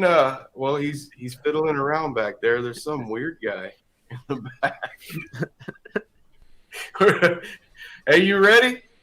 Oh man, he's ready. I'm bringing him in, and it's Cinnamon Larry. I'm the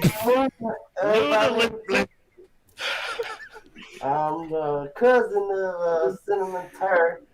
There's my boy right there, you know. Here I am. We got Dave Scott, Chad Smith, you know, just going around having a good time. Well, how y'all doing This is just today? awesome. So we got to stay on topic. We can't. Yes, sir. Yeah, we gotta stay on topic. How many wigs did Lou go through? He went through more costume changes than Lady Gaga. Okay. That is just perfect, man. You think the Mothman is an alien or supernatural? Definitely supernatural. Definitely sounds supernatural to me, yeah. Hold on. You guys hear that? You guys hear that sensual Chad Smith It says he's Where listening. do I come in here? Okay. You don't have to, buddy. No pressure. You ever want to, though, one of these days, you're more than welcome. And yeah, Pepper H is in here. Peppa H. We got Chris Holmes in here. Chris, Slinger. I might have to drop a link, guys. These guys might. A horse I got face, in here. and there is no predator in our area that can do that. Do you guys know who that was, by the way? Wow. Two horses. No. That was Bob No. Perkins. That was Bob Perkins. you're not a bad person. You don't have to go to church. You don't have to sit there and pray every freaking day. I mean, I'm sorry, Dave Scott. Dave, God, I'm this so is. sorry. I gotta man, watch you know? this whole thing. Yeah, Where's the woo, Dave? Okay, so that's getting close to. I What think I'm Papa going Willy's almost ready. Big Willy should be almost ready to drop in here pretty soon, guys. He's got 30 minutes. Yeah, he's got. That'd be kinda Yeah, cool. I think he's probably hauling ass trying to get on here. When the hell did I come in? You seem were like to remember midway now. there, Dave. You were. Yeah, about halfway right there somewhere. There's my son playing Yeah, drums. he's playing the drums.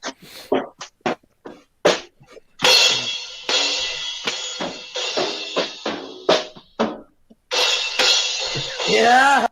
Getting it. Are you What's your Dave name? Scott Jr.? There he was rocking for you guys. Man, Joe's beard is on the whole. Uh-oh. I Oh, hear we're gonna that. rock out, dude. I heard that amp, and I got a good system in here, guys. It's gonna be loud. hold on. I blew out my first amp. What's your kid's name, anyways? For my ass. Oh, look at this! Come on in, drum, Dave. Wow. Turn around. Turn around and play. I want to hear some rap.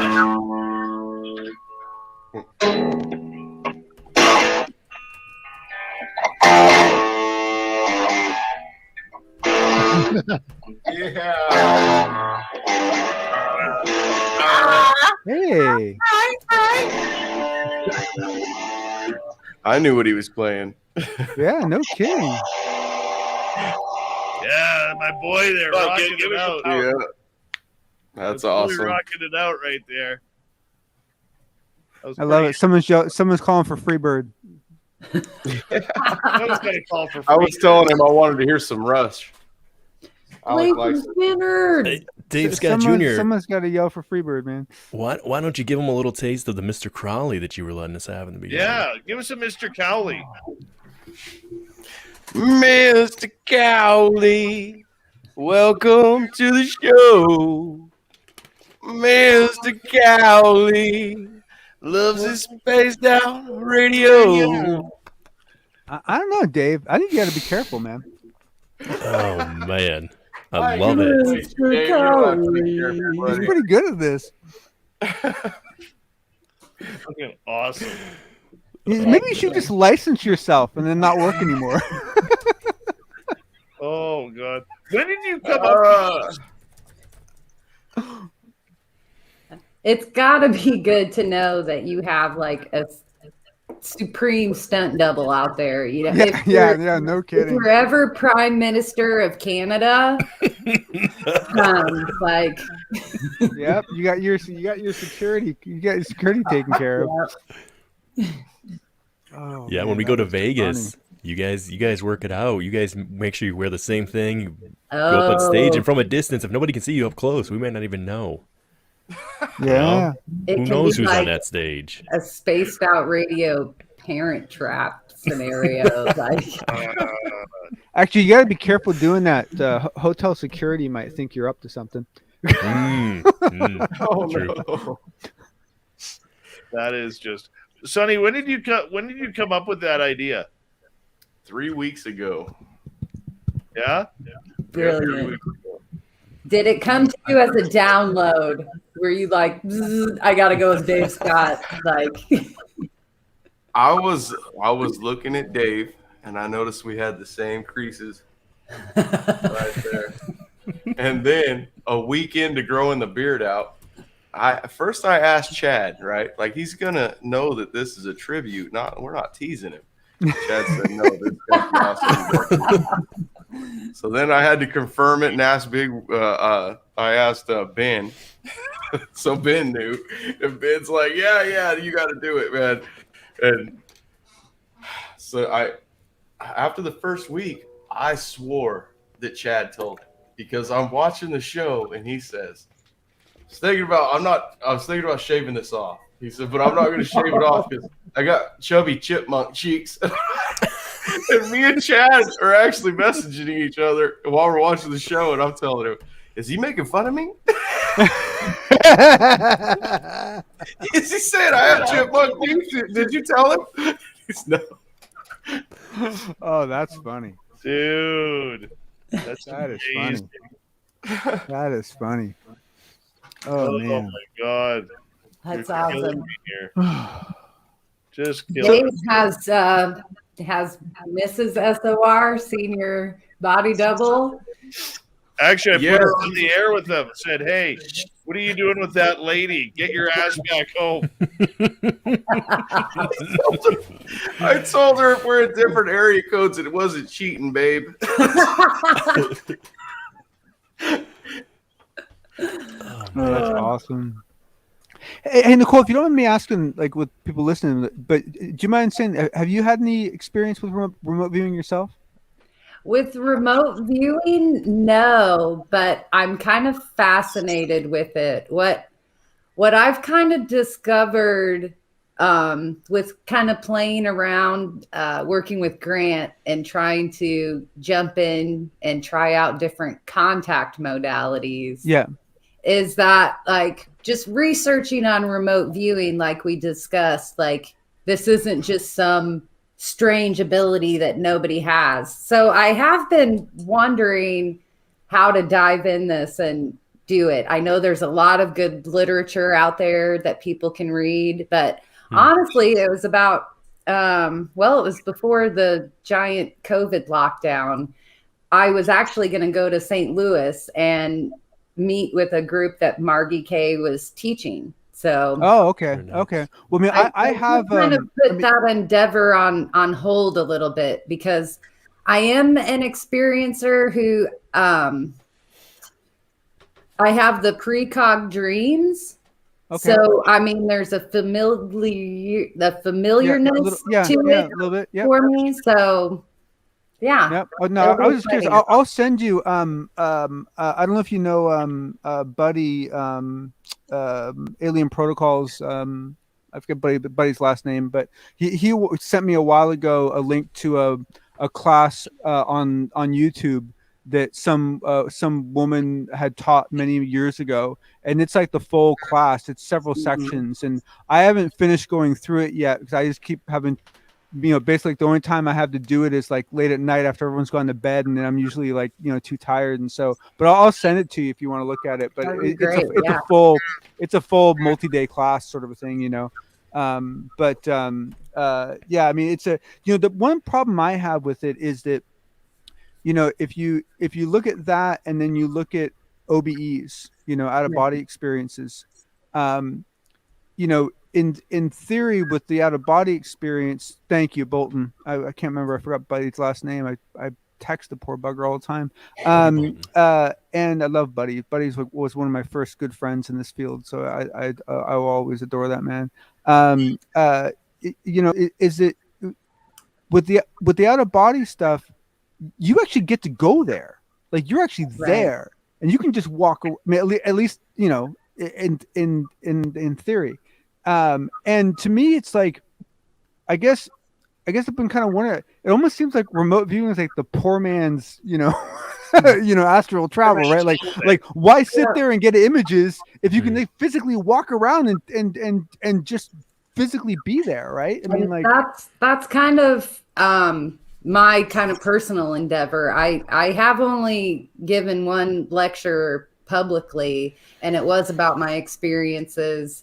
And one of that was an out-of-body experience. And the similarities between like the pause of missing time and my UFO sighting and the out-of-body experience kind of led me to this place of where are these worlds colliding here? Astral projection, out-of-body travel, the UFO experience, the paranormal. So I do know what that feeling is to be out of body. I have not gotten to a point where I can purposefully astral project, if that makes sense. Yep. So I'll tell you something kind of funny. So fascinating. So have you felt the those vibrations that come in the body? Okay. So So the first time I got those vibrations, I nearly flipped out, because what suddenly became aware to me is, ever since I was like maybe 12 or 13 years old, I haven't been able to sleep on my back, because every time I laid down on my back, my legs would start feeling jumpy, right? And I just thought it was jumpy legs, right? And then I start doing this Monroe stuff, right? And that feeling shows up, and I'm like, wait, is that? So seriously, for like 20 years, I've been sleeping on my stomach to stop the exact feeling that I'm now trying to get to happen. Right. I know a lot of people call that the dip. Like they feel a dip, a difference in that vibration. And that's kind of where I get to. I try to go there purposefully, and I recognize that shift, and then it's like I lose it. You know, I'm still trying to work towards that in my own way. I never follow anybody else. Those vibrations, to me, that's an awful feeling. Like it's a horrible feeling. I hate it. And what I came to realize is that I had to not fight it, and I had to actually invite it. Yeah. To expand and cover my whole body. And when you get to the point that it's covering enough of your body, there's this weird shift where suddenly your body feels like this heavy, sludgy, uncomfortable thing that you want to get out of. Like you it feels horrible. You want to get out of your body, and that's a truly bizarre experience. Grant's other assistant, Desta, explains this process. She has very few interviews out there publicly, so if you can search them and watch her talk, I mean, you'll find it. But she describes that heavy feeling. And I remember the first time I heard her talk about it, and it was before I worked with Grant, and I was like, that's it. She's describing it perfectly. Like, I know that feeling. And that made me jump into it even more. Yeah. Because that's what and nobody understands it until they can collaborate and bounce it off somebody else. Like, there's just so many suggestions out there, or like experiencers. What I personally have to do is I have to kind of reteach myself to pay attention to these experiencer symptoms that I have, because for so many decades I've given another assignment to it. Like, oh, it's, I'm losing hearing. I hear a funny tone, or it's anxiety, or it's this, or it's that. So. Oh yeah, no, absolutely, absolutely. Luna Sparkles brings up a great point here, and this is something I was going to ask you, Nicole, and even for yourself, John. When you guys are trying to get back into it and get comfortable with it or recreate it, did you guys rely on the binaural beats too much? Did you use that tool as an asset, or no? Too much? How can you rely on it too much? Right. It's absolutely brilliant technology. I mean, sure. I mean, I guess it'd be, and I mean, I have to admit, like the times that I have been trying it recently, where I've had some success, at that point in time, I wasn't listening to it, right? But to me, that I mean, that stuff, that's so brilliant, right? I mean, it's like it's. I mean, yeah, okay, you could go train with monks for 5 years, 10 years. Or you could put on headphones for 20 minutes and you get the same result. I mean, give me a break. I mean, it's like it's so brilliant, right? I mean, it's right. It's Go Teresa says I'm too quiet. Dave, am I still too quiet? Do I need to turn up my mic again? Do I sound quiet to you guys? I'll tell you what. I guess sound it to me. All right, I'll bring it up more. Is this better? Can you guys now hear me? Yeah, I mean, you sound louder now. Yeah. I feel like I'm like right there for you guys. I just don't want to be too loud. All right. Well, the problem is you're running at such low dB, right? It's like you're like a subwoofer. You got to keep turning it up to hear something. Maybe that could be. I came across this in a very backwards way. I was kind of researching into spirituality and this collective experience of ritual. So like even going to like a Catholic mass, there's ritual inducing things that go It's along good with ritual. that. I love Like, Lent with all the purple robes. it's supposed to like change the atmosphere. You know, it's a collective experience, and okay, not just Catholicism, but any Christian church. You know, you're filled with the Holy Spirit. Catholics are the best. Put on the best theater, man. It's. You want to go back to like ancient Greek times, where they would flame out the statues and make you think that was really Zeus and thunder and lightning and stuff. You know, I mean, awesome. There's various things that play, and one thing was like dance and beats, and then in this world we come across like these certain tones or megahertz and things like that. So I really got involved with this idea of music and like finding little hints like heartbeats will syncopate after X amount of time, you know, like kind of collective experience. And that led me to like finding the music, like experiencer music, like what is it about? Like, is it, you know, music that follows like the spiraling Fibonacci sequence or, you know, or closely related is like a true waltz. You know, or like what I like to call like a lullaby or a music box song. You know, it's very binding. Yep. So I came into it kind of from that angle, and then, you know, you hear about the beats, you know, and what are the things, the theta things that you can hold that take you into like a theta state.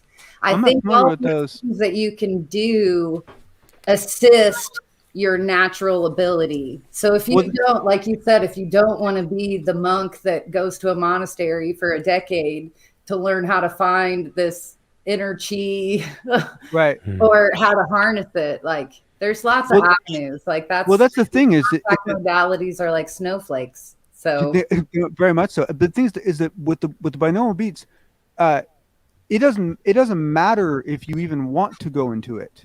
Right. You will. Right. Well, I mean, if they throw, 18 hertz into one ear and 10 hertz into the other ear, within 10 minutes, you will be running at 8 hertz. Both of your hemispheres will be at 8 hertz. What's the Tesla-based pyramid that emits frequencies? That one I'm not familiar with. Field. Yeah, no, that one I'm not familiar. I'm only familiar with the Monroe stuff. Right. And then there's the theta wands that take. I haven't seen those either. I haven't seen those either. Trying to think of other ones, other than just meditations. Like I'm thinking even on Dr. Greer's CE5 app, there's like a tone, you know, guided meditation that's all revolves around that certain megahertz. So I don't know. I think there's tools that can assist you. You know, I know some people look at these things as like a cheater way. Like if you don't do the diligence and the time, like it might take you longer to get results. It's ridiculous because once, especially if you get that muse, like one of those muse bands that can detect so you can validate that you're in that mode. Once you know what theta feels like, once you know what delta feels like, once you get a real sense for what it feels like to be then it's much easier to put yourself in. Buddy can now put himself into those modes himself, right? This also takes me into that realm of Dr. Persinger's work with like the God helmet and the extension of it being the Shakti helmet. And I believe there's even a newer version of it where, you know, it's hemisphere stimulation, right brain, left brain. And some of the work that's gone into that is, you know, quite impressive, you know, the stimulation and what comes out. There's always an experience, but whether it's the God, devil, you know, alien, ET, it's the gamut. So what were you going to say, Willy? Oh, I was just going to say for Dave Scott Jr. there, I mean, I don't want to like put you on the spot, but I know you have quite a few experiences with the out of body experiences. If that was something you've talked about frequencies and stuff, was that where it started for you, or were you just naturally able to always do this? Yeah, No, I had to use the binary beats that John was talking about. That's the only, and then even using that, John, it took me like a good, maybe I'd say 2 months before it happened.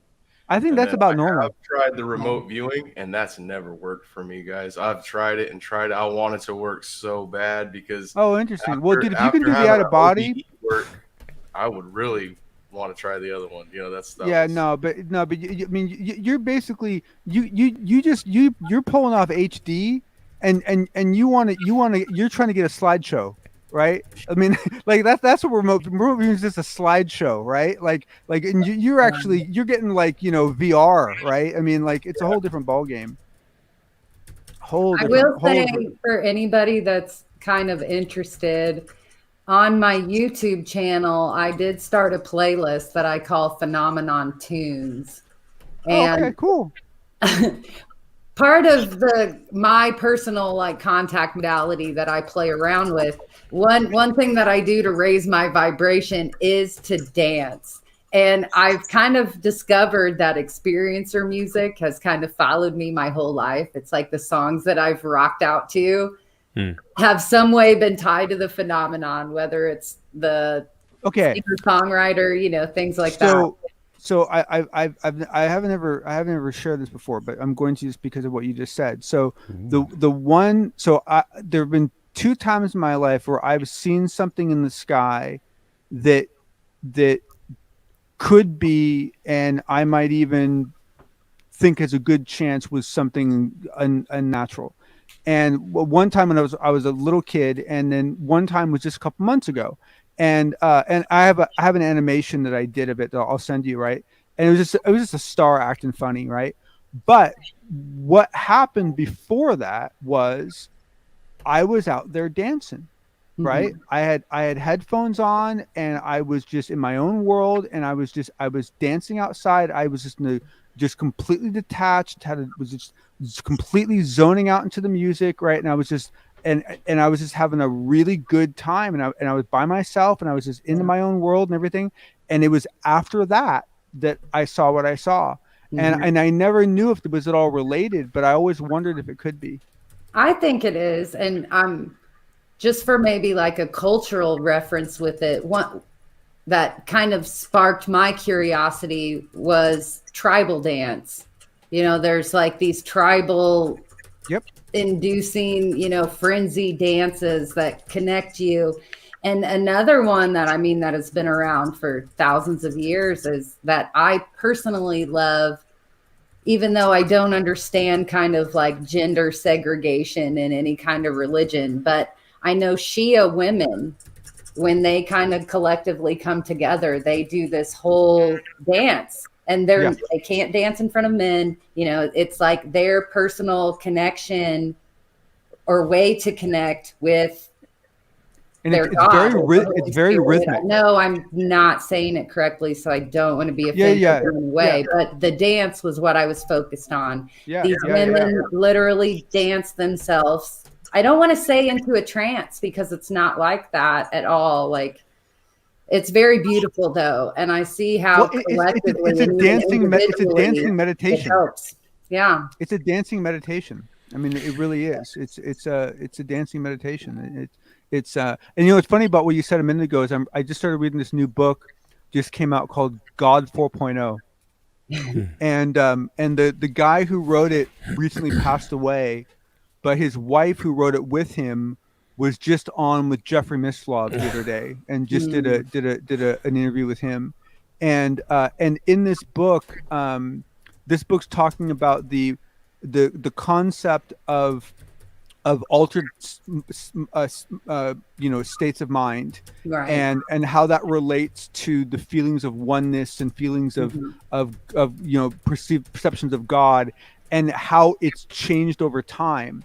And one of the things that they were just talking about was how there were older cultures that basically mapped this out to say that when people first start connecting to the source, they see geometry. That's what they'll see. When they reach the second phase, that geometry will turn into meaningful objects be it snakes or flowers or whatever. It'll and then in the third stage, they will actually meet an entity, right? And they actually had this drawn out on a cave wall, right?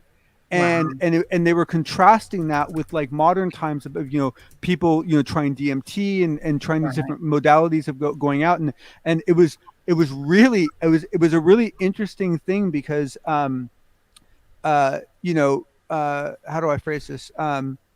Hypothetically, if I'd ever tried LSD when I was a kid,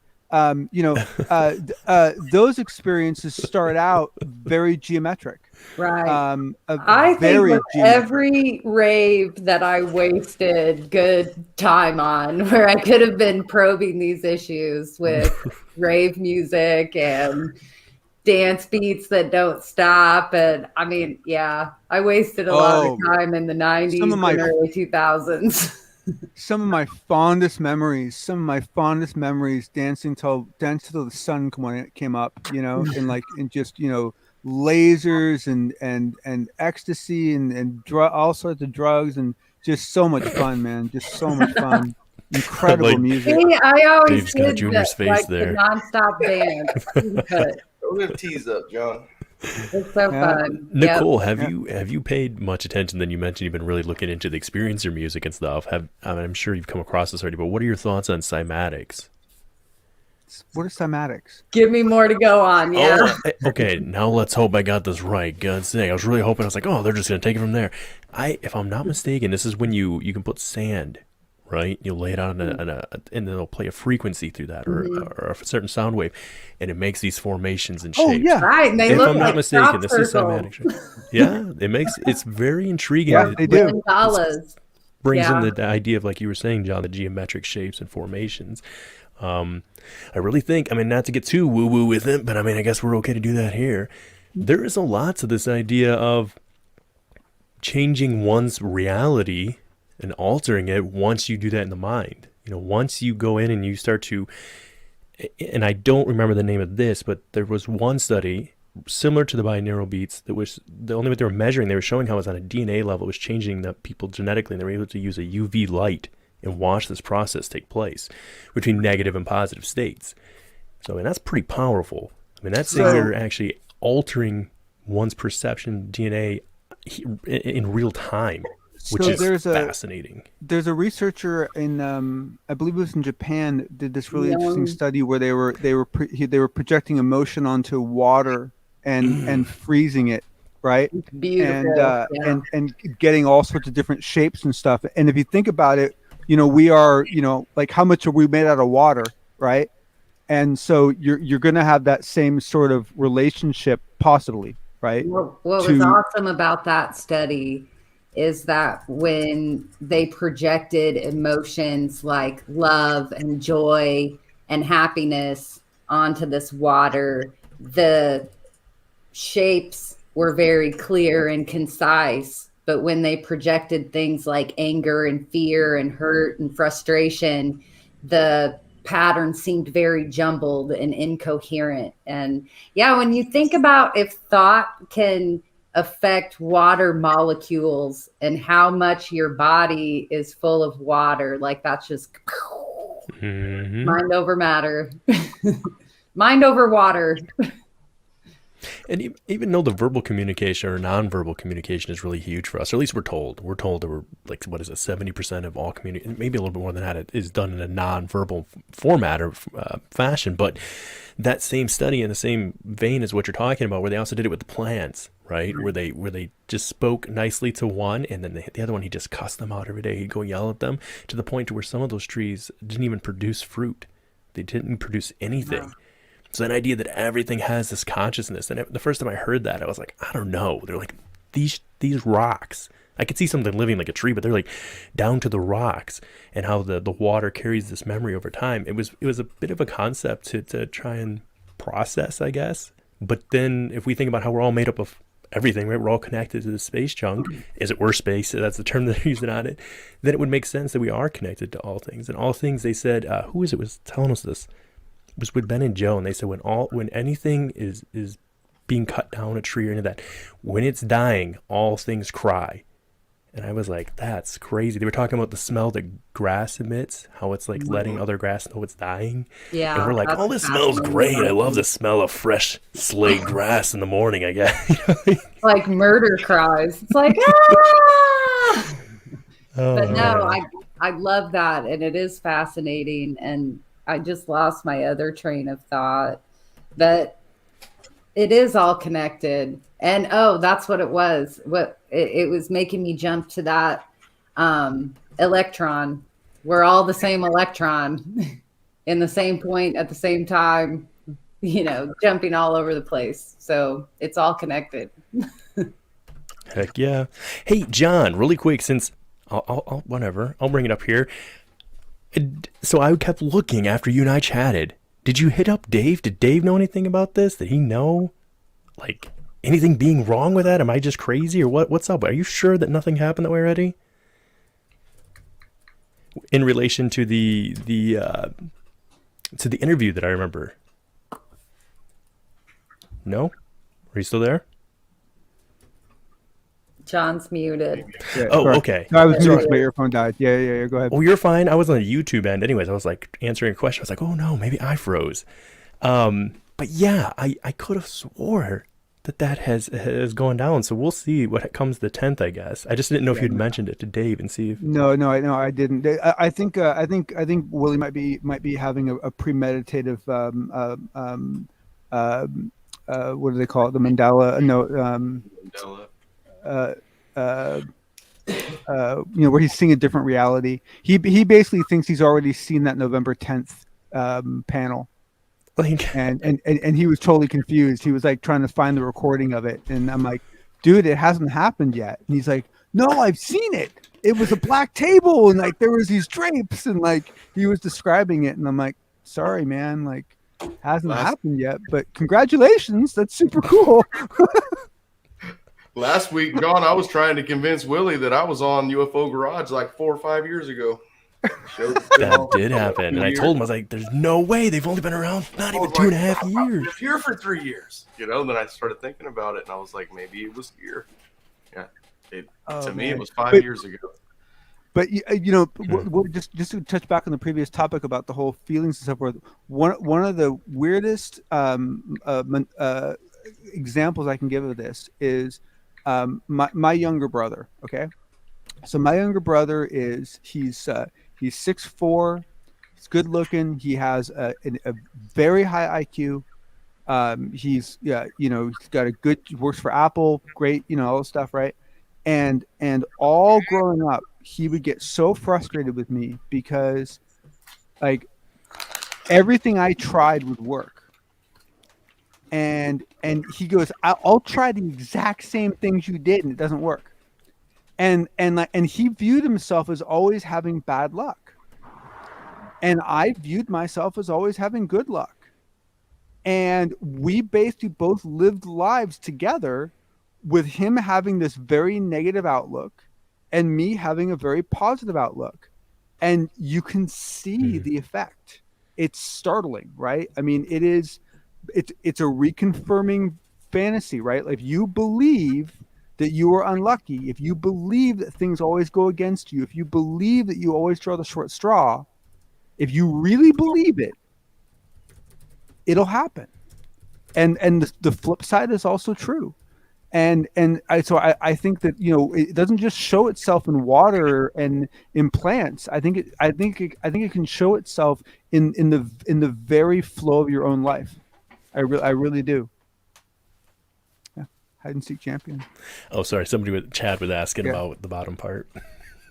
Yeah, but no, I mean, I really think it's, and I mean, we've all met people like that, right? We've all met people that were just really, really, really negative and really, just pessimistic and so forth. And it usually, life says, okay, if you want to be pessimistic, we'll give you a pessimistic life, I have never met nobody like that in my life, where when they leave, somehow the room gets a little brighter. I don't know how to explain. I'm just kidding.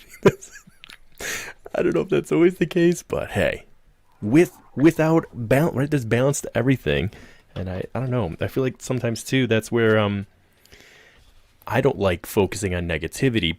But Dave, I'd love to gauge you on this because this is something that I've been curious in your mindset of this is that I don't want to take things to a negative route, but am I wrong in saying there seems to be a little bit of a cap on talking about negative experiences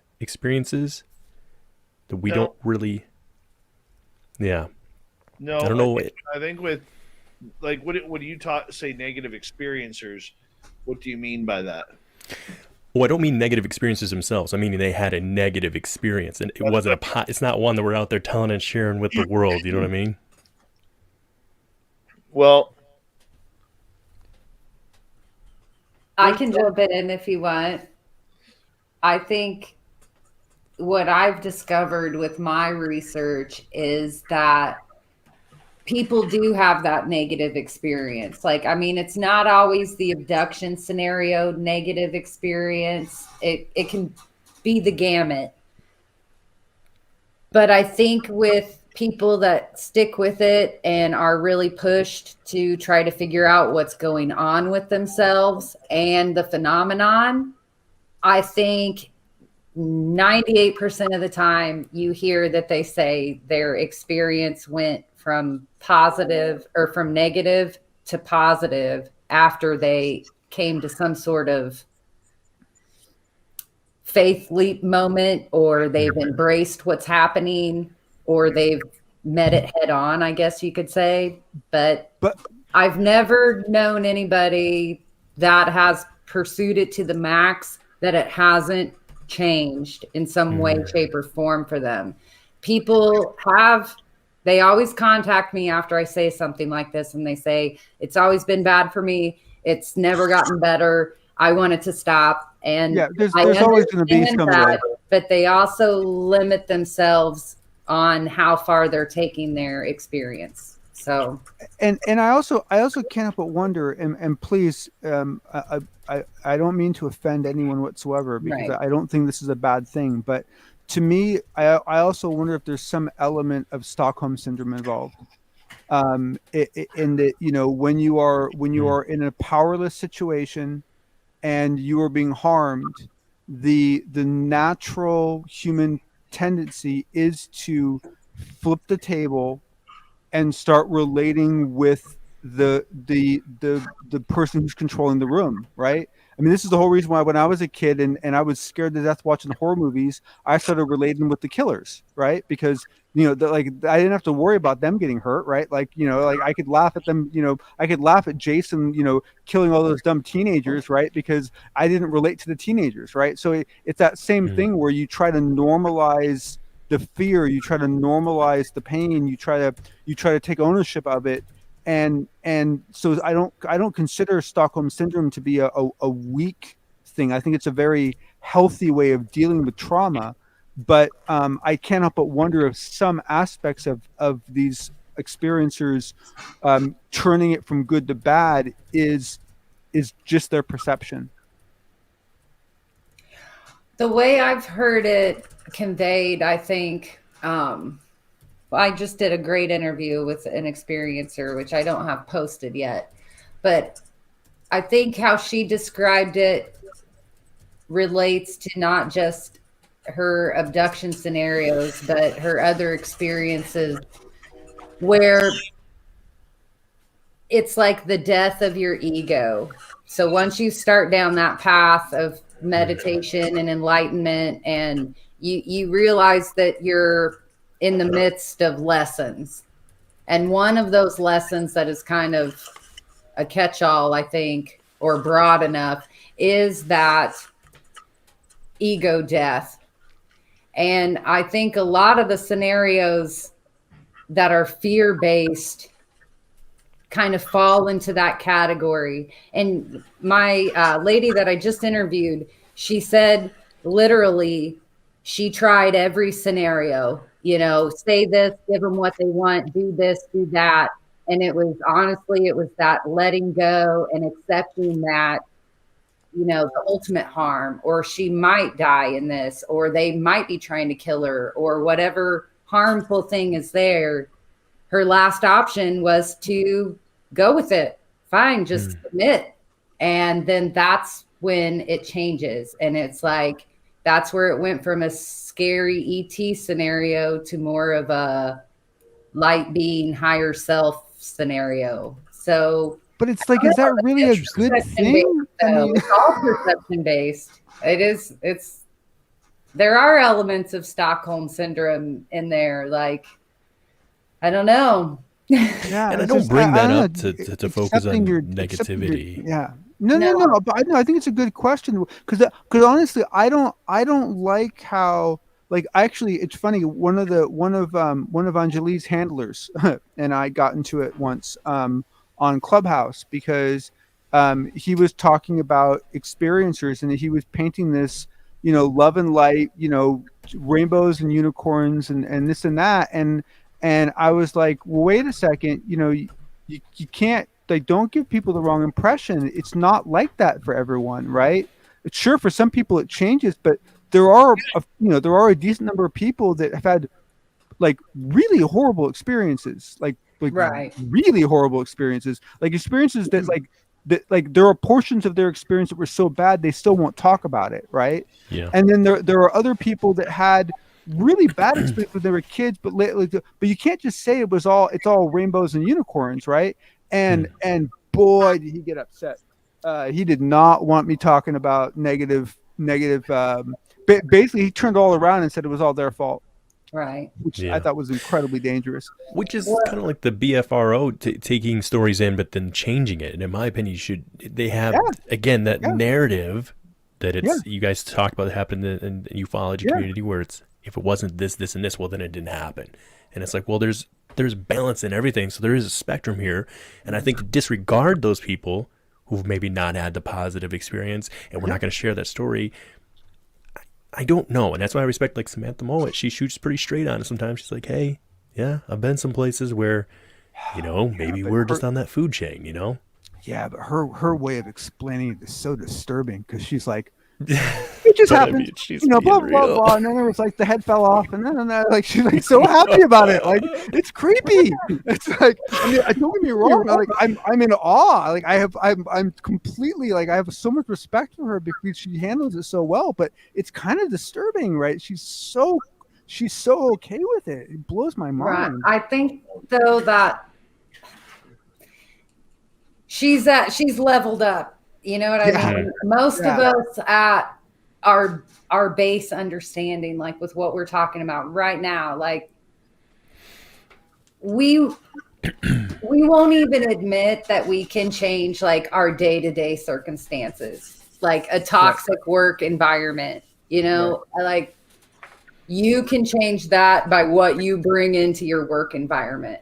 Like, and we do that or take it for granted in our day-to-day lives. Like, I know people who have dealt with addiction and things like that realize that a lot of changing is admitting that you can control it. You can, break your habits and do that sort of thing.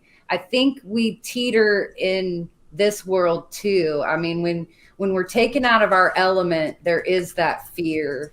And we keep pushing this envelope towards the understanding that what we bring into the phenomenon manifests itself back. Well, here, you know what? I can give you a perfect example of this, right? So for the last couple months, my wife and I have been out of work, right? And so I've started getting phone calls from credit card companies, right? Like trying to ask, why aren't we paying, right? And a while ago, I decided, you know what? I'm tired of that being so unpleasant. And so I have started being really nice to them when they call. And I've started having the most wonderful conversations with people. Like talking to them for like 15, 20 minutes where like, I had this one guy thanking me at the end. He's like, you have no idea how much I needed this. He goes, the calls I've had today have just sucked rocks, and all I do is I show them a little empathy for what they're going through, like how hard it is for them to be calling people, asking for money, hearing people's sob stories. I find out what their name is. I call them by their name. I tell them something about myself. We share some stories. And honestly, like, I have really, it's completely changed everything. I have really nice conversation, and these people are calling me asking me for money. But I honestly, I look forward to hearing from some of them, right? Right. And You're a sicko. and that was me changing that mentality, right? That was me deciding I don't want this to have a negative impact on my life anymore.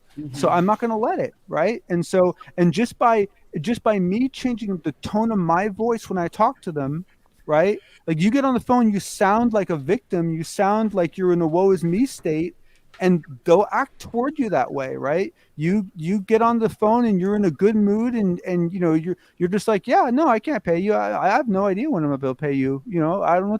I'm sorry, you know, but just, whatever, just don't, not my fault, right? I'm doing my best, and just it totally changed it, right? And to me, that's a perfect example of how you can completely change a very negative, situation just by just the way you walk into it, right? The way you address it. I think culturally, and since I'm the only gal on our round table here tonight, I know there's a lot of talk with the rise of women over the last few years about like empowerment and taking back your power. And I know in a lot of crisis management and victim support groups, that is a central element, is regaining your power and how much you can affect that mindset of being a victim or being a survivor. And I do know that how you look at your own life and how you handle your real world situations does bleed into your experiences. I mean, it's leveled. That's kind of the collective patterns we've seen, whether you stick to the ET scenario or the multidimensional, transdimensional future human scenario. It is based in this consciousness. How can we manipulate it? We have more control over this than we think we do. So I mean, just look at Skinwalker Ranch, right? I mean, look at who's had bad experiences and who's had good experiences. The experience you have at Skinwalker Ranch is completely determined by your mindset when you arrive. I'm still waiting for Dave to cash in on that question with Brandon Fugel about inviting the experiencers of love and light to the ranch and see what happens. They're not ready. Cash in, Dave. I'm in a private group. Where part of the agreement in being in that group is that nothing discussed in there comes public. But I will say that one of the members is a member of Skinwalker Ranch, and people would very well know his name. And I will say this, that I actually brought him up because he was talking about all the science and how the science really isn't making any sense. And I said to him point blank in this group, I said, you've never tried experiencers, real contactees. I said, the answers you're looking for, Samantha Mowat already has. And then he went, well, I disagree with that. So because he's a man of science. And I just shook my head and I'm just like, whatever. I said, that's why you're not going to solve anything.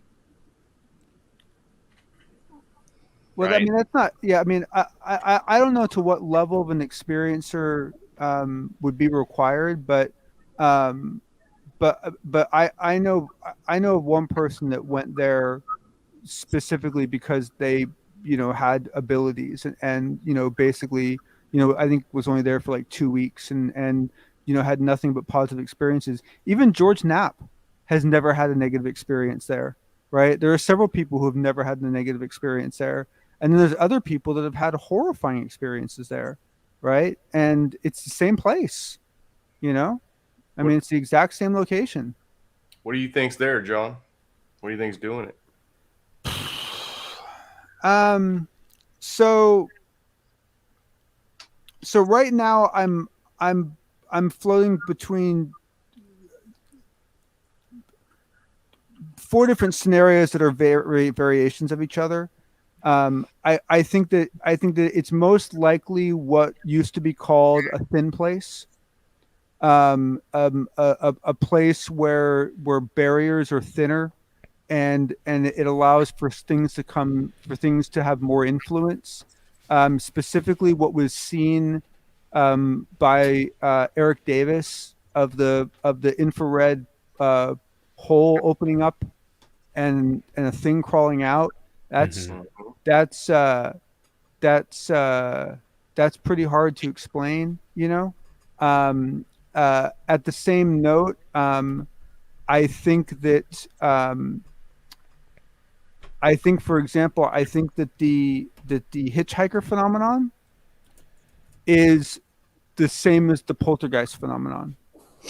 It is essentially it basically turns people into prepubescent teenagers. That essentially by going there, you're essentially getting charged, and when you get home, it's essentially your subconscious that's essentially affecting things.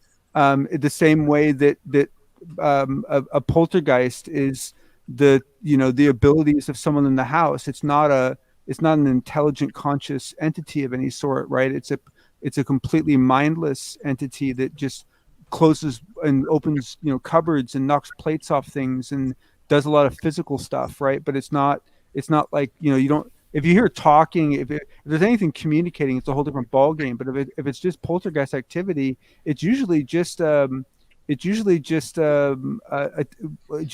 kids in the house, right? And I think that the hitchhiker phenomenon is very much like that. I think that essentially, I don't think that there's necessarily, I don't think it's like the Haunted Mansion at Disneyland where every car that leaves gets to take a ghost with it. I don't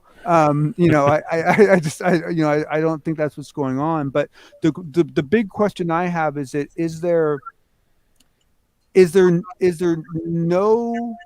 absolutely no resident entity, and is everything that's seen there just the location having a very positive impact on the abilities of individuals, right? Or on top of that, is there something there, whether it be a natural animal or whatever, that because essentially there was a team, the last team that was there with Bigelow, one of the things that they said was that they got to a point where they were playing games with an entity, and that they felt that if they had not been cut off, that they thought that there was a possibility they would eventually be able to communicate, but they were playing games with it, right? I think he was playing games with them more than they were with it. Well, no, at the end, it was mutual. It was. I'm not talking about when they were doing destruction things. I mean, they actually were like moving things and then having it move things, and like they were like playing with it, right? They were like they were setting up scenarios for it to do things for them, sort of a thing, And so the question that I have is is it possible there's actually a conscious entity there doing that, or was that still? Is it essentially a Ouija board scenario where, they think it's someone else, but it was actually the subconscious of one of them doing it? Right. And that's what I don't know. I don't know if it's possible that there's an actual conscious entity there, or if everything that's happening is a factor of the subconscious of the people that are there, and the effect being there has on their subconscious. All right, guys, I got to wrap this thing up because I got to get up for hockey practice in the morning with my son, and then I got a 4-hour drive to the Vancouver area to get my go visit my parents. So I appreciate all of you coming on in. Junior, thank you for just a wonderful memory. Appreciate that. Thank you for having me, buddy. See what I mean? Like knew better. I mean, like I realize that. Knew better, Dave. I like that. Hey, the original's always the best. All Right. Everything else is just a copy of a copy. There of a you go. copy. There you go. There you go. There you go. All right, guys. But when you're talking other alternate dimensions, level playing field. Yeah, there you That go. means in There the you go. other dimension, Dave is dressing up as you. Maybe. Okay. All right. This Well, is actually, all happening at the same time everywhere. I have some great pictures of Dave. I put Dave in different get-ups and so forth. So I'll send you some. You can Happy birthday, by the way, Nicole. If it is your birthday, Is it really your birthday? happy early birthday there. It was a month ago, Yesterday. I think. Oh, we were just seeing it. Somebody had That's said what happy I was birthday. I did. I just posted. birthday. I just posted an interview that I recorded on my birthday. Oh, that's what it is. That's what it is. That's what I was like. I It's thought you just had a birthday. timelessness. Yeah, there you go. Hey, if you can stretch your birthday to a month, might as well, right? I usually do. All right. There you go. Thank you guys. This was a great thank you so conversation. much. I want to say a big thank you to Chad Smith, TMI, Mondak, Gaspar, G West, Thomas Fessler, Apollo, Greg, Cat Chaser, Jose, Joey, Ann, and Swampy for the amazing super chats. Don't forget this weekend, Lynn Wallington is here. Lisa Morton tomorrow night with the history of Halloween, and then her awesome Halloween panel on Halloween night. I will be back on Monday talking the Phoenix Lights with Dr. Lynn Katai, and we're going to get into a lot of good stuff. Big thank you to all the veterans who are tuning us in. Make sure you hit subscribe on Nicole's channel, Paranormal Chop Shop's channel, and UFO Garage. Please and thank you. They're here supporting us. We need to support them as well, and we can do that by sharing our audience with them. And a big thank you to all of our regulars who are here nightly. You guys are absolutely amazing. Don't forget, if you haven't hit subscribe and ring that bell, please do so. We would appreciate it. It helps us grow even more. And, of course, follow us on social media. My personal handles on Instagram and Twitter are at Dave Scott, SOR. And our shows are at Spaced Out Radio on Twitter, on Instagram at Spaced Out Radio Show. Good night, everybody. Have a good weekend.